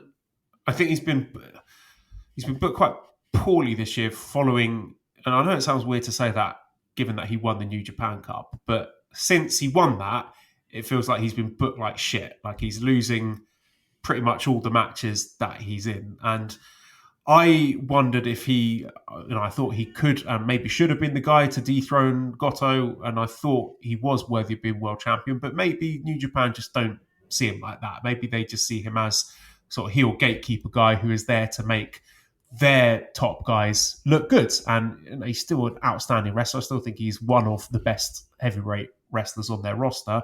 If there was ever a time when he needed to be heated up so he feels significant again, it's now. So initially, when I was doing my predictions, I had him finishing second in the block with 12 points. And yeah, I think he needs to be heated up again if we want to retain the value that he had prior to the New Japan Cup, then we've got to do something with him, because I just don't like the way he's been booked. Like maybe they know something we don't. Maybe he's going to be leaving the company, so they're just beating him like a drum while he's on his way out. Who knows? But I do expect him to be booked strongly here. Now, what has made me reconsider that, Damon? Because initially I did have him going through, and in my first draft, I had him losing to, I think I had him losing to Shota Umino in the quarterfinals. So Shota getting his win back from the New Japan Cup final. But looking at the final night, the A block finals, we've got Yuya versus Finlay, and we'll talk about Yuya later. But that would be weird if both of them were going through. And I think, again, not to blow my load early, but I think Yuya going through is an absolute must in this tournament. So then that's put me in a spot where I'm having to say no to Finlay. I think Yuya might very well be eliminating Finlay and that A block final night to secure his place and to prevent Finlay from finishing in the top three, which then led me to having Taichi going through, even though I had him at 6 points to start with. But how are you feeling about David Finlay? I have him near the top and in the mix, and the very similar dilemma that you had. At the end of the day, he's absolutely in the mix. He's third for me, and I think looking at the entirety of A block, I feel like he's one guy that you can rely on to have great matches, be a heel, and even be somewhat of a little bit of a tweener if you're talking about House of Torture stuff. You're right. I don't know if they have all the confidence in the world, but even if they don't, he has all the confidence in the world, and he's going to put on a great run in G1. I will go out. I don't even think it's a limb, but I think he'll have a great G1. I have for a guy who hates the math, I do have a bit of a logjam of 10, and Finley's got 10. And yeah, he's. I think that last night's going to be pretty important. Let's put it that way. All right. So then let's talk Yota Tsuji. So JP says, do you feel Takeshita or Tsuji have the best shot of winning this year's G1? So I do have Tsuji going through, and I mean it would be the classic New Japan booking of a guy losing the final 1 year and winning the tournament the following year. So I do think he's going to feature prominently in this tournament and get big wins, and he will be in the picture come the latter stages of the tournament. Do I think he's going to win the whole thing? I think, he would have been a pretty safe chalk pick. The fact that he lost the global title does seem, there's that trend of losing upwards and that freeing him up to be doing something else. So yeah, initially, I was thinking the months going into this, it was a no-brainer to have Tsuji win the G1. I'm not so sure now. I'm not sure there is a huge amount of momentum with him, and I'm wondering if there are other more appealing options. But yeah, it's hard to say without knowing what the stakes of the tournament are. And, are we going to do the classic thing where the G1 winner challenges at Wrestle Kingdom, or are they going to be challenging early like Zach does? So I don't know. There's a lot of variables there. All I will say with confidence is that I'm pretty sure Tsuji is going to finish within the top three of this block. Agreed. He is my point winner. He is top of the table. I only have him with 3 losses. And I think the losing up analogy is in play. And I think that this tournament is going to be that catalyst to heat him up. Because it feels like you might be right. He might need that a little bit. But looking at A block, to me, that's, unless they're trying to be cute and trying to be fancy and trying to fucking do the old Bigaroo swerve, Yota Tsuji's your guy. And he should be top of the table and be in we'll call it the playoffs. And he needs to make his presence known. Let's put it that way. We won't tip our hand too much, but I have him winning Block A. And finally, I've got Yuya Uemura, who is a really interesting case because he was building up a lot of momentum and a lot of interest and excitement in last year's G1 until he got injured.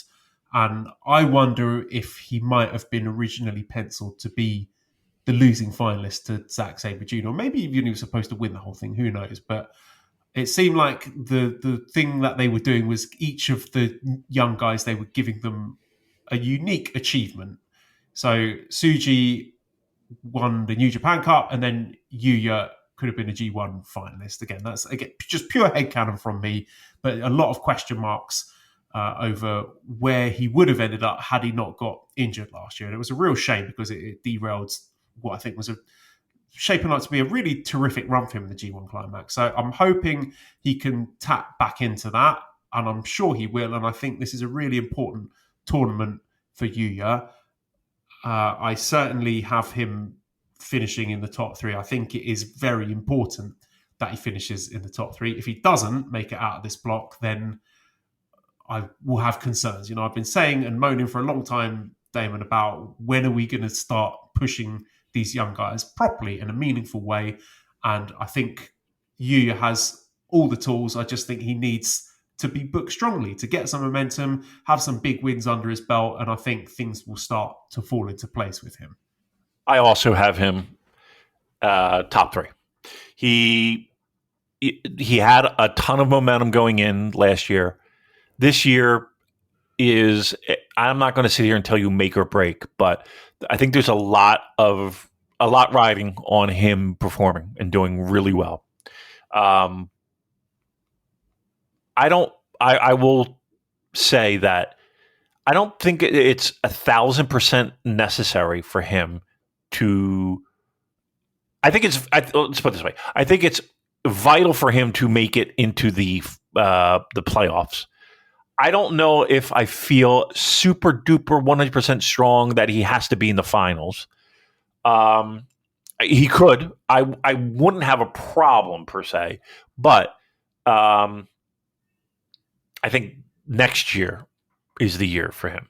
If I'm being honest. So, but yes, he is in the top three, and he will move on to the playoffs. Okay, so that's the A block then. Let's move on to the B block. So you start us off, Damon, with a wrestler that you think has no hope of making it out of that block. I have, unfortunately, another one of your favorites, One Yoshihashi, at 4 points.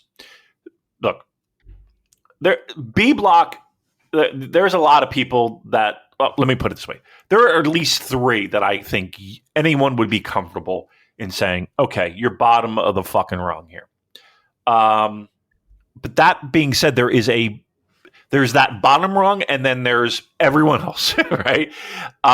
Where you can make an argument. And then, you can get nuance and say, well, this guy's this champion, so he might not go further. Or this guy's doing this, so he might not go all the way. But Yoshihashi's the one guy where you're just like, okay, I mean, what else are you doing? He's in this tournament to look at the lights a little bit.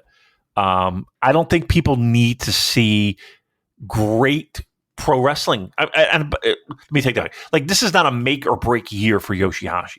Like you're not going to convince anyone else if he has an outstanding G1. He will have an outstanding G1, and he will have matches that are going to be pretty great. So there's nothing to prove. There's no, thing where he's got to claim a spot or, get right in people's minds and all that. He is a solid pro wrestler, but he's in this tournament to help others. And I do have him, as a matter of fact, not only at the bottom of B block, I have him as actually the lowest point getter in G1. My apologies to Yoshihashi. My apologies to the crying young lady who's a big fan. My apologies to all. But that's how the math. So there it is. Yeah, I agree. I've got him in the same 4 points. I think he's lucky to be in the tournament. If Jake Lee, Henare were not injured, if Naito hadn't left, Yoshihashi's not sniffing this tournament. But I'm glad that he's there, and I think he does bring a lot of value to the tournament, and he's going to try his best, and he will have some unexpected bangers. And I think, 2 wins sounds about right for me, and I think one of those might be a shock. a surprise win where you're like, whoa, where did that come from? Like, I've got him beating Shingo as one. Holy shit, me too. That's the first match, isn't it? I think that's the first match of the tournament. Yep. Yeah, I do have that as a win. That makes all the sense in the world, doesn't it? Yeah, the first match, you're sitting there, them two have a banger. Yoshihashi gets the upset win, and we're cooking. And that very well may be the peak of his tournament, and that's fine. And again, I don't like parity booking. I don't want everyone looking strong. I don't want everyone on a 10-point logjam. Some people are there to take losses and make other people look good, and that's what he's there for. He's the fiery underdog babyface who's going to have a few bangers and is mainly there to stare at the lights, and that's fine. Absolutely. We're on the same page with that one. Yep. All right. Right. Give me another loser then. How about the perennial loser? The guy who always seems to fucking find a way to disappoint, and it feels like the company just never has gone all in. How about that GOK? Great Okan. I have him at 6 points. Yeah, me too. I also have him at 6 points. Now, lest we forget, he did make it to the knockout rounds last year. So we had the Gokigawa, Great Okan is going on a run. I don't think he's doing that 2 years in a row. He's just too inconsistent. He might have a brilliant tournament. He might equally have a shit tournament. I just don't know anymore with Great Okan. I'm sure there'll be one or two really good matches in there, but he's not delivering consistently enough for me to get excited about. So, in spite of it, is it? No, he's not tag team champion anymore, is he? No. So, 6 points. Sounds about right to me, to be honest. Last night he's got Shota Umino, and I just see that as a vehicle for Shota Umino getting a win back over him, because we may remember that Great Okan defeated Shota and then Shota shaved his head earlier in the year, so it would make sense for that to be reversed. But I don't think Great Okan is going to be in with a sniff of making out of this block. Yeah, I can't see like major upsets. I just can't trust him. I can't. I can't put any value, stock, whatever you want to call it, in. I'm not going to get hurt again by Great Okan. All right, we're past that. He is what he is, and 6 points is what it is. Okay, I'll pick one then. Let's talk Driller Maloney. So Ash V says, how well is Driller Maloney's transition into the heavyweight division so far? Follow-up question, do you think his run in the G1 will be better or equally as well as his New Japan Cup run? And where would it take him going into the rest of 2025 through Wrestle Kingdom? So Driller, I have on 6 points. He could very well get more than that. But again, I think a guy, as we've talked about with other people like Oiwa before, points, not important here. What we're looking for is him to look like he belongs. He's got to look like he is in the mix, not in the mix in terms of like qualifying from the group, but in as much as being able to hang with the top heavyweights in New Japan Pro Wrestling, because it's a relatively recent transition to the heavyweight roster. And he's had some really good matches with Shingo Takagi, but then also not Shingo Takagi. So we want to see what variation he has in his game. And he certainly looks the part, and I think he's got a lot of upside, but I don't know if he's got that sort of tippy top main event, athletic, dynamic crispness that we see in the very best New Japan guys. That jury's out with Driller Maloney. I'm quietly optimistic. I think he'll have a solid tournament. I'd like to have a couple of matches where, again, people are saying, wow, you've got to check out Driller versus, I don't know, Zach or whatever. It's Driller versus Takeshita. Like, I think there's a lot of high quality opposition in there. Driller versus Gay Kids, right? There's enough people in that block who I think are favourable stylistic matchups to Driller, that it would be, if he doesn't come out of this tournament with at least two really impressive matches, I think something's gone wrong. Yeah. And again, I think that there's another perfect example of a guy who might have a little chip on his shoulder and wants to show what he's got and on a big stage like this. I have him middle of the pack. I have him at 8 points, and I think that's comfortably where he should be right now. I don't think anybody thinks he's sniffing the top or getting into the playoffs. All we're doing is we're just establishing and giving him the platform to get a buzz around him and get a name about him, and he's got plenty of dance partners that he can do that with. Again, I don't think he should be at the bottom of the pile. I think there's other people that can fill that role just fine. I think he needs to be in the middle, but I think the tippy top is just upper echelon, and he shouldn't be sniffing that right now. So, I legit 8 points, middle of the pack in B. Yeah, maybe something sort of surprise wins. Maybe gets to pin like, I don't know, Zach or Takeshita or someone, or maybe even Gabe Kidd and set up a global title challenge. But there we go. Ren Narita. I have him not doing much. I have him on 8 points, who's just been a disappointment since he moved to House of Torture. And I've expressed my problems with that in as much as when a wrestler joins House of Torture, they're static. They don't evolve, they don't grow, they don't change. There's no narrative development, and they don't leave. Like, no one has left House of Torture yet. So I'm not particularly optimistic for things to change there. Is there going to be any sort of differentiation in the kind of match he has as compared to Evil or Sonata, or is it just going to be run-ins and interference and weapons and stuff? And again, I think he had a decent tournament last year. I think he plays his role well. I think he's a good foil for a fiery baby face to get a feel-good win.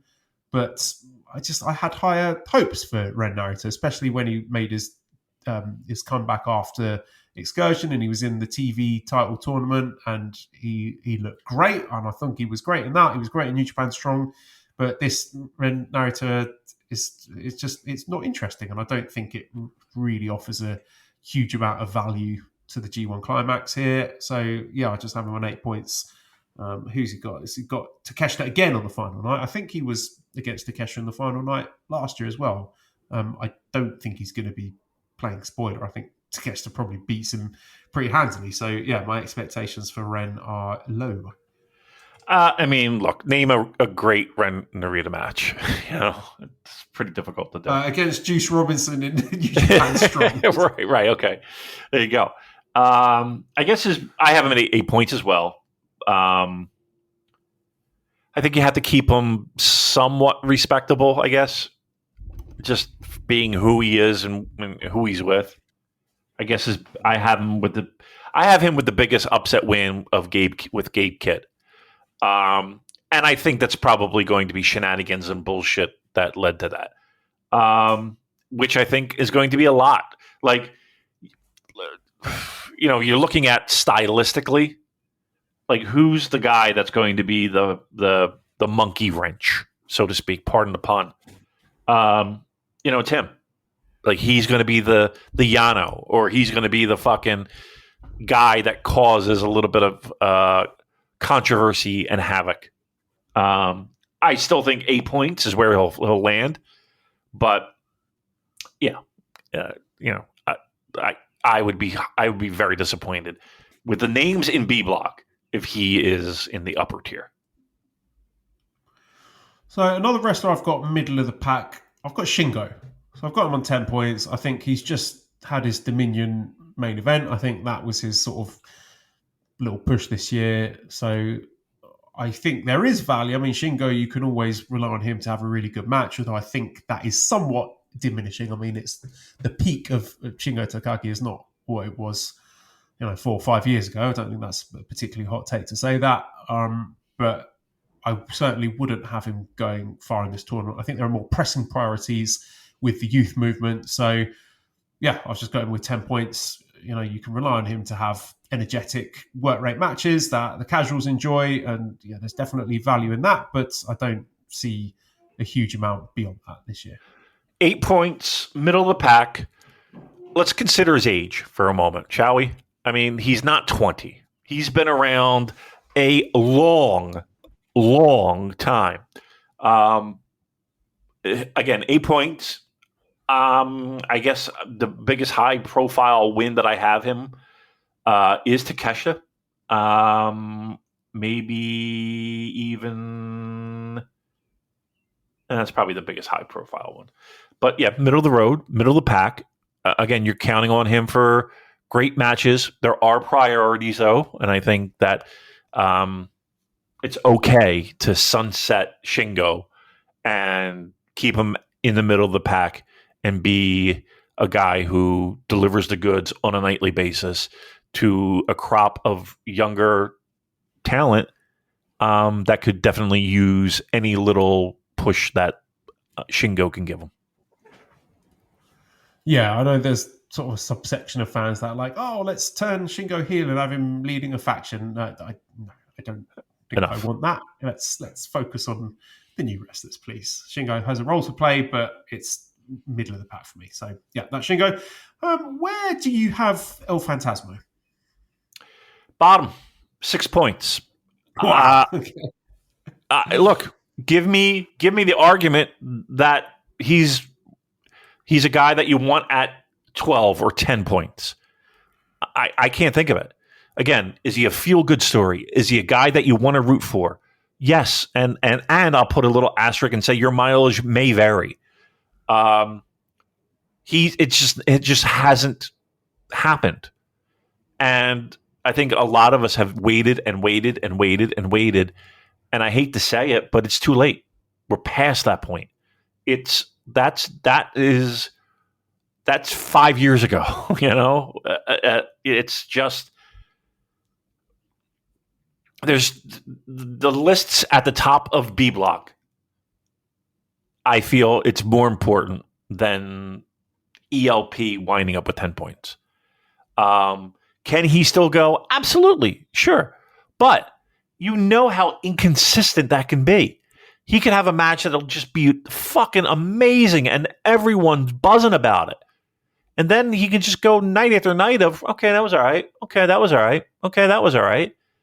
Like it's just the inconsistency there is just mind-numbing. And I guarantee that he'll have at least one match that people will just be like, that was fucking off the charts. Amazing. But I don't see the value in ELP with anything more. Like, I'm not giving him 10 points. 12 points? No, get out of here. Like, that's where he'll land. And, I think the ceiling is 8 points. Let's be honest. Ceiling's 8 points. And there's really no reason why anyone should think otherwise. I'm just interested in the B block final night, the ELP versus Gabe Kidd match, and what that means. I mean, ELP is the TV champion for whatever that's worth. I think that's a perfectly fine space for him to occupy at this point. But I'm just wondering looking at that, thinking, could he be setting himself up for a global title challenge there? Could he be playing spoiler to Gabe? I think that might be one worth keeping an eye on. But no, I don't have him going through to the latter stages either. Right, so that leaves us with 4 wrestlers. Let's do Gabe Kidd then, because if you'd asked me this in February, I would have said absolutely he must go through to the latter stages of the tournament, be in the final, maybe even win the whole thing, because he was so hot at that time. But as a combination of New Japan stop-start booking and his own character confusion, I don't feel that way anymore. I think he is still a good wrestler, a very good wrestler, and I'm sure we're going to have a lot of really good matches in the G1. So I'm not saying he has no value to New Japan Pro Wrestling, but that authenticity is gone, and I think a significant amount of the fire has gone. So that's where I am at with Gabe Kidd at the moment. I think you cannot sit there and say, I don't give a fuck about American wrestling. He does give a fuck about American wrestling. I mean, one of my mottos in life, Damon, is don't listen to what people say, watch what they do. And if you watch the behavior of Gabe Kidd, he gives a lot of fuck about American wrestling. He has put in a lot of time and energy and effort and thought into what he does with AEW, and that's fine. I'm not going to criticize him for that at all, but chase that bag, go for it. And I think that's clearly what he's doing, and good luck to him. But that means, unfortunately, the Oriwa Shinihon Pro Wrestling character doesn't work anymore. That is compromised to a permanent end, which is a shame because I was enjoying that story, but whatever. I mean, I think I'm over that at this point. So that just leaves us to think, what role can he play in this tournament? And again, I think we'll have lots of really good matches. There's a lot of good opponents for him here, but the fact that he is the global champion, I think, kind of excludes him from being in the mix and being in that top 3. So I don't have him in the top 3 in my Okay, I do. I do. I only have him with 3 losses, as a matter of fact. I think he's absolutely in the mix. And I'm willing to take that piece of, I prefer if he didn't do those things, out of the equation and say that he's a valuable resource, a valuable piece of the puzzle, can produce great matches, and at the very least, incredibly entertaining matches. He should be at the top of the table or near the top of the table and in the mix. His losses, quite frankly, I have him in the mix until the end. I have him losing to Ren Narita, to be quite honest with you. 12 points. So he's top of the table, not the very top, but he's in my top 3. Let's put it that way. And I think he'll have a great tournament. I really do. He has plenty of great dance partners that he can do creative, different things. I would love to see more. Okay, put it together in the ring. You have some pretty great dance partners. I would be disappointed if the majority of his matches were walking brawls. And I think we'll have some of that, and there's nothing wrong with that to keep things spicy. But what I'm mostly looking for is give me great in-ring shit. And I'll be thrilled. But yeah, I do have him in the top 3. Yeah, I mean, absolutely. I don't have any questions about the quality of his in-ring output. I just think the potential for him being like a top star, like a superstar for New Japan has gone. I don't. Yeah, he's trying to have his cake and eat it, and I don't think that's going to work out. Agreed. Yeah. All right then. What about Zack Sabre Jr.? He's your world champion. I think the losses have to be meaningful, and I think they have to be somewhat important and mean something, because we can all assume that those losses mean future title defenses, or at least a big program, or something along those lines. I have Zack at only 2 losses. I have him at 14 points. I have him losing to 2 people: Takeshita, Gabe Kidd. I think we will see a Gabe Kidd Zack Sabre Jr. match. And then I have him running the table. So I think it's important that if you have your world champion in there. I hate the fact when they look like boobs. I hate that. I need them to be strong. I want them to be strong and lose to the right people. So yeah, he's obviously in the mix in the playoffs, and he'll have a great tournament, I'm sure. Yeah, looking at that final night against Yoshihashi, yeah, I don't think there's much spoiler potential there. I'd like you think as the world champion, I like him showing a bit more grit now and some rough edges. And I think he does make it out of the block. Here's a longer term question. Do you think he enters Wrestle Kingdom as the champion? Great question. I want to say yes. There is something that I do like about the stability of your world champion, and you have 6 months of build to a Wrestle Kingdom main event. Now, again, could it be another Zack, hey, fuck that, I'm doing it now kind of thing? Could be.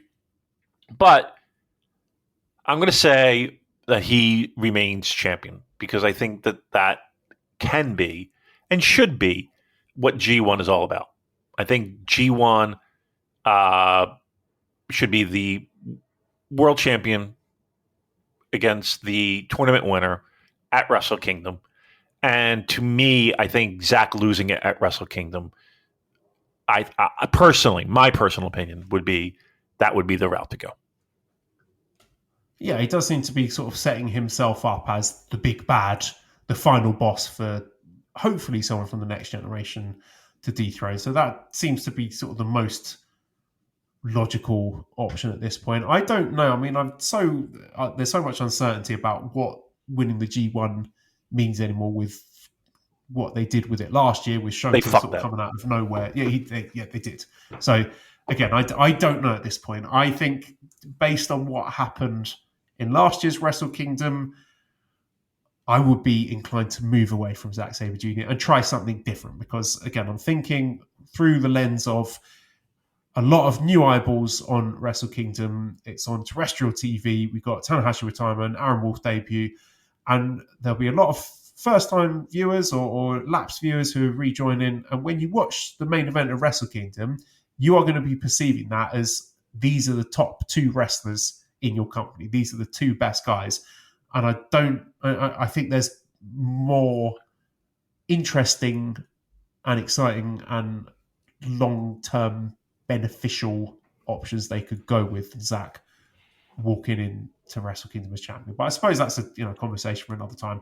I think we're both pretty confident he's going to make it to the latter stage of the tournament. Yeah, I agree.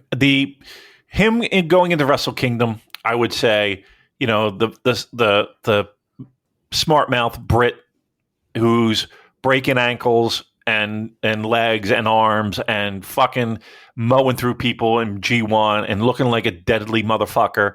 People put E Honda on the shelf as well. Look, it's you have your Japanese star to take your title back home, bringing it home.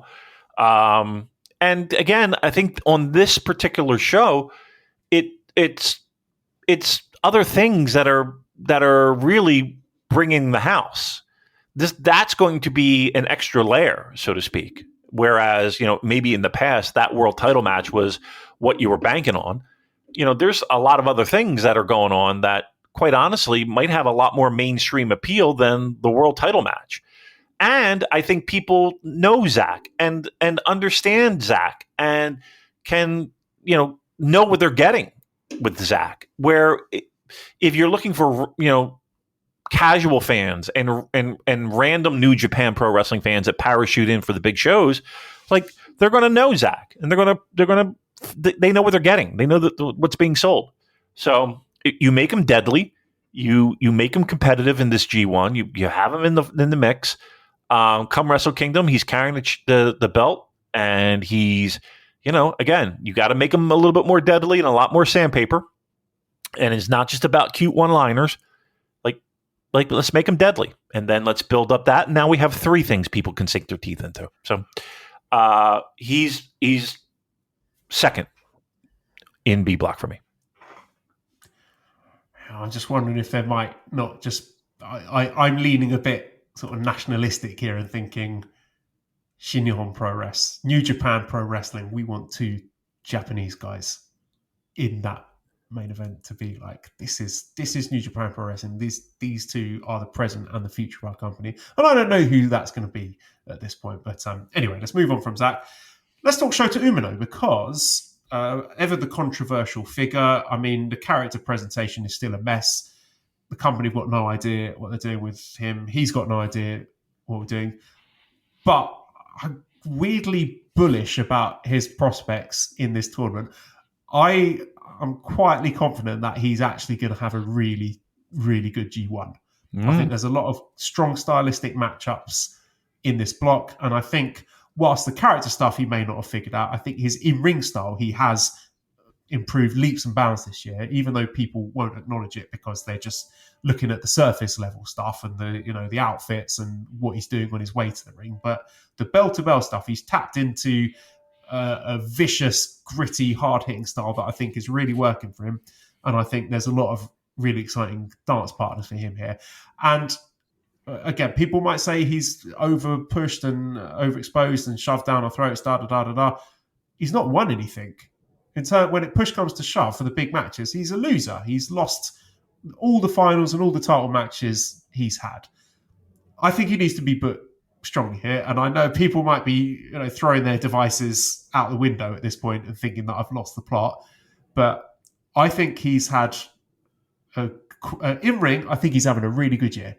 and I think there's not enough people talking about it. I think he's going to have a really good G1, and I think he should be booked strongly. And I have him going through to the latter stages of the tournament here. Look at you. Look at you. Very confident in. I don't have the same confidence. I'm going to be honest with you. Now, that said, I do have him near the top. I do not have him going through. I couldn't, in my heart of hearts, put him past Gabe. I couldn't put him past Zach. And I couldn't look at that final night, though. He's got Great O'Khan, the guy who he lost to and shaved his head. That was his lowest ebb when he was disgraced and went back down to nothing. I mean, what did that actually mean? Who knows? But I can't see him losing to Great O'Khan again, and I can't see that match meaning nothing. I think that's significant. Okay. I mean, I will say this. I have O'Khan, I believe, as the spoiler in that one to kind of fuck him over. I have him at 10 points. I look, maybe he has a G1 that gives us renewed faith. And yes, is his 2025 better than his 2024? Yes. Yeah, I'll give you that. I still don't think he's at the point where I am confident enough to say he moves on in playoffs. I think he gets fucked over point wise. You would have a better chance and a better shot of swinging me to your side, Joel, if after this tournament we sit there and we say, you know what, he had a great fucking tournament. He had a great tournament. I need more, man. I'm sorry. And the names that like I said, I mentioned. Do I have a problem with him being above Red Narita? None. Do I have a problem with him being above Shingo? No, I don't. Do I have a problem with him being above Drilla Maloney? No. But when you start getting to the upper echelon, I don't know. I couldn't make it happen. So, again, O'Khan has to do something. He has to fucking do something. And maybe he's just that final boss that he can't get past. I mean, there's a fucking shitty final boss, let's be honest here, but okay, you get my point. This time, Shota's going to shave his pubes. Just as long as he doesn't put them in his mouth. So fucking the Manscaped Lawnmower 4.0. Remember oh my God. Remember that? Remember then when we had to do those reads? Remember when people trusted us with that? Boy, they're not knocking on the door anymore, are they? We stink. We ruin everything. No, I can't do it, dude. I'm sorry.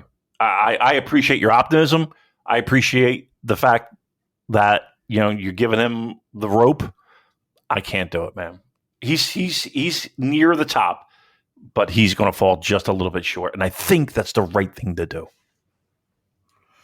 Well, I want to go on record as being the only person flying the flag for Shota Umino in this tournament. So I'm very brave. I'm a very brave boy. Last wrestler to talk about then is Konosuke Takeshita. So Slim Blister says, to what degree do you think New Japan is able to push Takeshita? Like, could he win this thing? And Kevin says, any chance that Takeshita loses in the finals to Tsuji, but beats Zack in their block match, defeats him for the title at Forbidden Door, and they do a G1 final rematch at the Dome. Now, somebody's been looking at my my sheets. All right, go ahead. I'm sorry. Okay, interesting. There's a lot of noise, a lot of buzz around Konosuke Takeshita at the moment. So Chris Amson's been talking a lot about it. He's been mentioning a concerted effort and cooperation between New Japan and AEW to make Takeshita into a proper superstar. That is the goal from both companies, and they're going to be working together to do that and to establish him as a huge star, and that will benefit both companies, presumably. And I've also had that double source. I had a conversation with someone who I think probably is in the know and has good intel on this, who feels likewise that Takeshita is one to watch in this G1 Climax. So I mean, he's brilliant. He's probably the best wrestler in this field. He's probably one of the best wrestlers in the world. I don't think that's a particularly controversial take. And when he was first getting involved with New Japan, I do remember saying this should be the guy who is the next Ace. He should be the guy who's getting the Okada-type run where he's holding the belt for a year plus and he is coming in. He's the established and like the storyline being, right, I'm the outsider who's come in and taken the world title, who's going to step up and get for the pride of New Japan Pro Wrestling, come and take this title out of my hands. I think that is the best way to use Takeshita, and I stand by that. And I know that might annoy people, and people might think, why would you push an AEW contracted wrestler that strongly? And I get that to some extent, but also I think he transcends that sort of politics for me. I think he is so good, and he's Japanese as well, that to me it's a can't miss scenario. I think we've been waiting for it for a while. He's been fucking around doing lower card stuff and never title and whatever. Like, that's okay.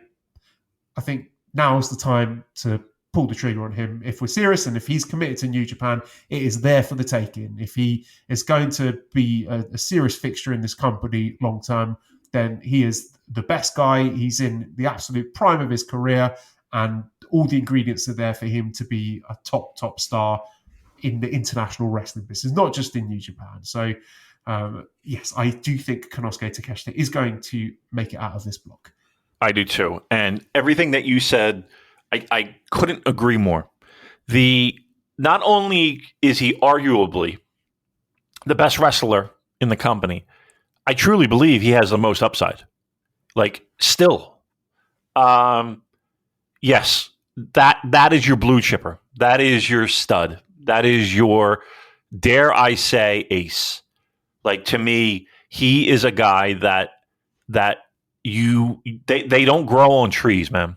And you can see pro wrestling promotions trying to make chicken salad out of chicken shit.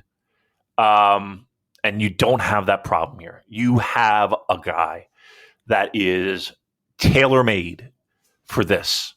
And now it's a matter of commitment. It's a matter of the company saying, okay, we're going all in.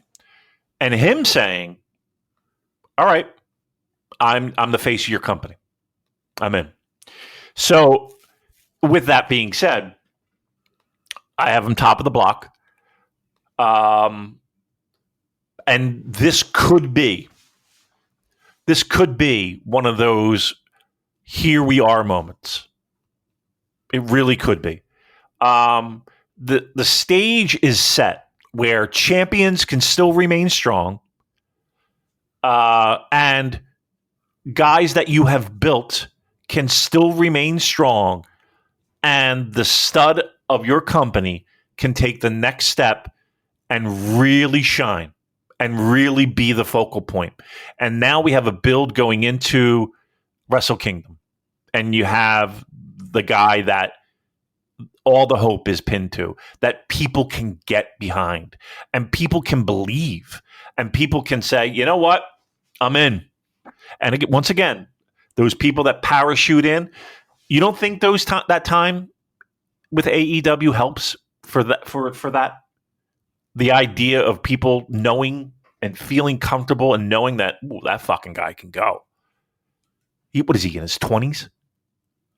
I almost want to say, if this is like a make good for AEW signing Okada, like, okay, we've taken Okada, but don't worry, we are going to help you make this guy into your next ace. If you know what, if that was a brief conversation, fantastic. And here's the thing too. I will say this: it does take some balls for New Japan to do this, in the sense of you have a guy that's splitting his time to a certain degree, and maybe it means that there's that pie chart looks a little bit more top heavy with New Japan dates, New Japan appearances, etc. For all the moaning that we do about AEW and the relationship that New Japan Pro Wrestling has, it's not like they're giving him the world title and he's going to show up on AEW and he's doing jobs to fucking, Trent Beretta. No offense. Or Rocky Romero, or I don't know, the fucking scissor jerk-offs. You know what I mean? Like, that's are they even there? I'm probably talking about things that were like 5 years ago. You get my point. Like, that's not going to happen. He's winning the block, and obviously he's in the tournament stage, if you will. And this is one of those golden moments that we have delivered on a silver platter. Please, I'm begging you, Yano, Geto, Kukuch, anybody who's in the ear, Chris Charlton, if you hear this, if you could throw it, don't fuck this up. Don't fuck this up. It's here for the taking. Good things will come. Don't fuck this up. Is Takeshita in your Wrestle Kingdom main event? Maybe. All right, let's. Okay, let's. I don't want you to. I don't want to spoil the climax of your tournament. Okay, so quarterfinals then. We would have the second place A block against third place B block, and third place A block against second place B block. If I've said that correctly. So, what do you have in that stage of your tournament? My quarterfinals, I have Zach versus David Finlay, and I also have Yuya against Gabe Kidd. In quarterfinal number 1, Zach versus David Finlay, I do have Zach winning, defeating David Finlay. In the other side of the bracket, the quarterfinals, the Yuya Gabe Kidd, I have Gabe Kidd winning that. All right, so you're all in on the Brits. Okay, what I have is Yota Tsuji against Zack Sabre Jr. in a rematch from last year's final, but this time Yota Tsuji emerging victorious. In the quarterfinals? In the quarterfinals, yeah. Okay. My other quarterfinal, now I did initially have Shota Umino defeating David Finlay to get his win back from the New Japan Cup final. But now, again, as I've explained earlier, my reservations, given that Yuya against Finlay is their final block match. Now, I'm retconning that, and I'm saying Shota Umino against, I don't know. It was David Finlay. I don't know who it is now. It could be Evil, but I'm going putting all the clown makeup on here and saying Taichi. Wow. Taichi sneaking through. Shota Umino against Taichi in the quarterfinals, which I think would be a really good match, and I have Shota Umino winning in my quarterfinal. The 500 to 1 to make it, and he's putting his money on it. I love it. The guts. I love it. All right, so those are the quarterfinals. My semifinals, then. I have Yota Tsuji versus Zack Sabre Jr. And I also have Takeshita Kidd. I have Yota Tsuji defeating Zack Sabre Jr. to set up maybe a challenge. I also have Takeshita defeating Gabe Kidd in the second semifinals.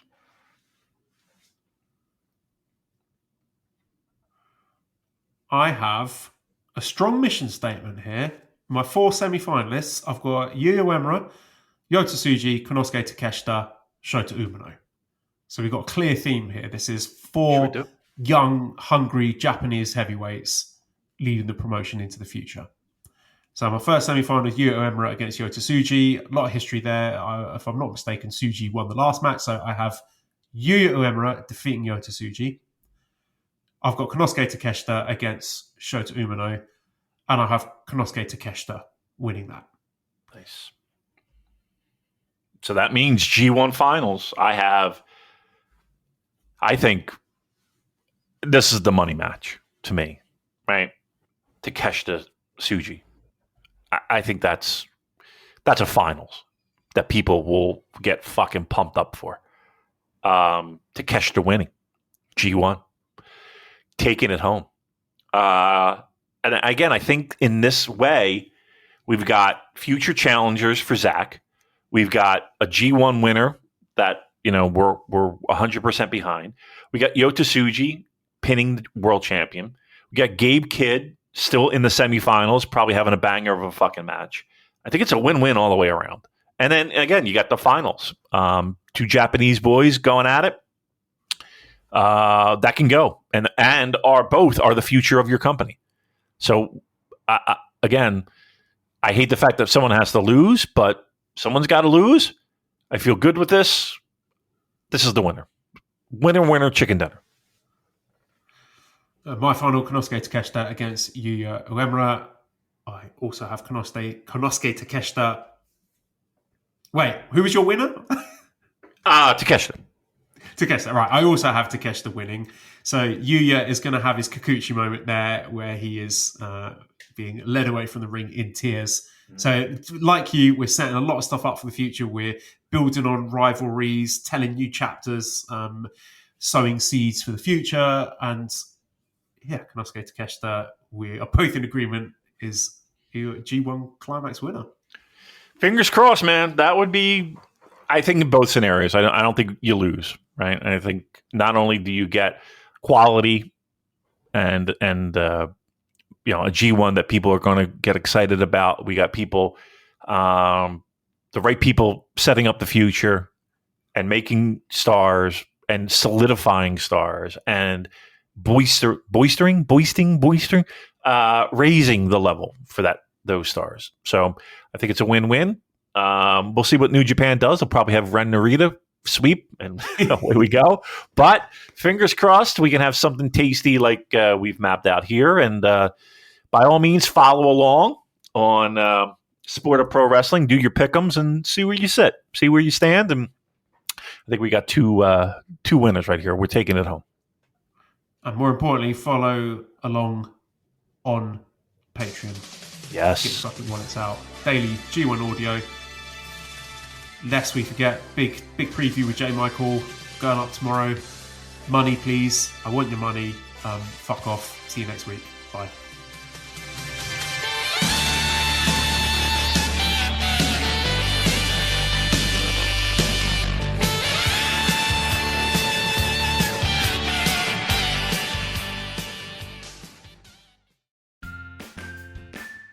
Hi, I'm Andrew Rich, and if you're like me, you look at the state of modern wrestling discourse and think, wow, what a cesspool.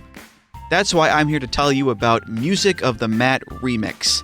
That's right, your favorite wrestling music podcast is back with a new format, where I bring on a guest and we play songs related to wrestling-themed topics. It could be a wrestling reference, a wrestling concept, a wrestling pun, things of that nature. Now you might be saying, Andrew, that is a very, very tenuous connection to pro wrestling on a wrestling podcast network. Is this just an excuse to hang out with your friends and talk about music and ignore the rest of the wrestling landscape? Yes. Yes, it is. So listen to Music of the Mat Remix on the Voices of Wrestling Podcast Network, available on Apple, Spotify, or your podcast player of choice. My name is Tyler Fornes, and I am one of the co-hosts of the Good, the Bad, and the Hungy AEW podcast here on the Voice of Wrestling Podcasting Network. We take a broad scope approach to the world of All Elite Wrestling and the entire universe of Tony Khan. We talk about the big matches, the big stars, the promos, the storylines, and we also look at it from a big picture perspective. How are things going to change over the course of the next 10 years with AEW still in the picture? How are companies like WWE going to adapt and adjust to AEW? Are they going to be a similar way like they did with WCW in the late 1990s? Will there be a counterpunch? We talk about all of that and more on The Good, the Bad, and the Hungy every week on the Voice of Wrestling Network. If you're a podcast host, listen up, this one's for you. My name is Allie Jackson. I'm the host of Finding Mr. Height, a dating and relationship podcast that I've been doing for 4 years now, sharing my positive and practical approach to dating that's built on my own life experience. And I wanted to share another experience that I've had, my secret behind monetizing my show. It's called Red Circle, and I was just telling my colleague about how much I love their platform. With Red Circle, not only am I getting a seamless hosting experience, but I also love the support I receive in ad sales. It's not just typical ad sales either. It's targeted targeted opportunities based on my show and my life. And the platform is super simple. You just set your preferences and Red Circle matches you with sponsors that align with your show. You can vet every opportunity and their platform gives you great analytics. More recently too, my Red Circle team has brought me opportunities outside of my podcast on social media to really augment the podcast partnerships, bring them full circle. I just can't recommend them enough. If you want to give it a try, go to redcircle.com to get your free trial. That's redcircle.com for a free trial.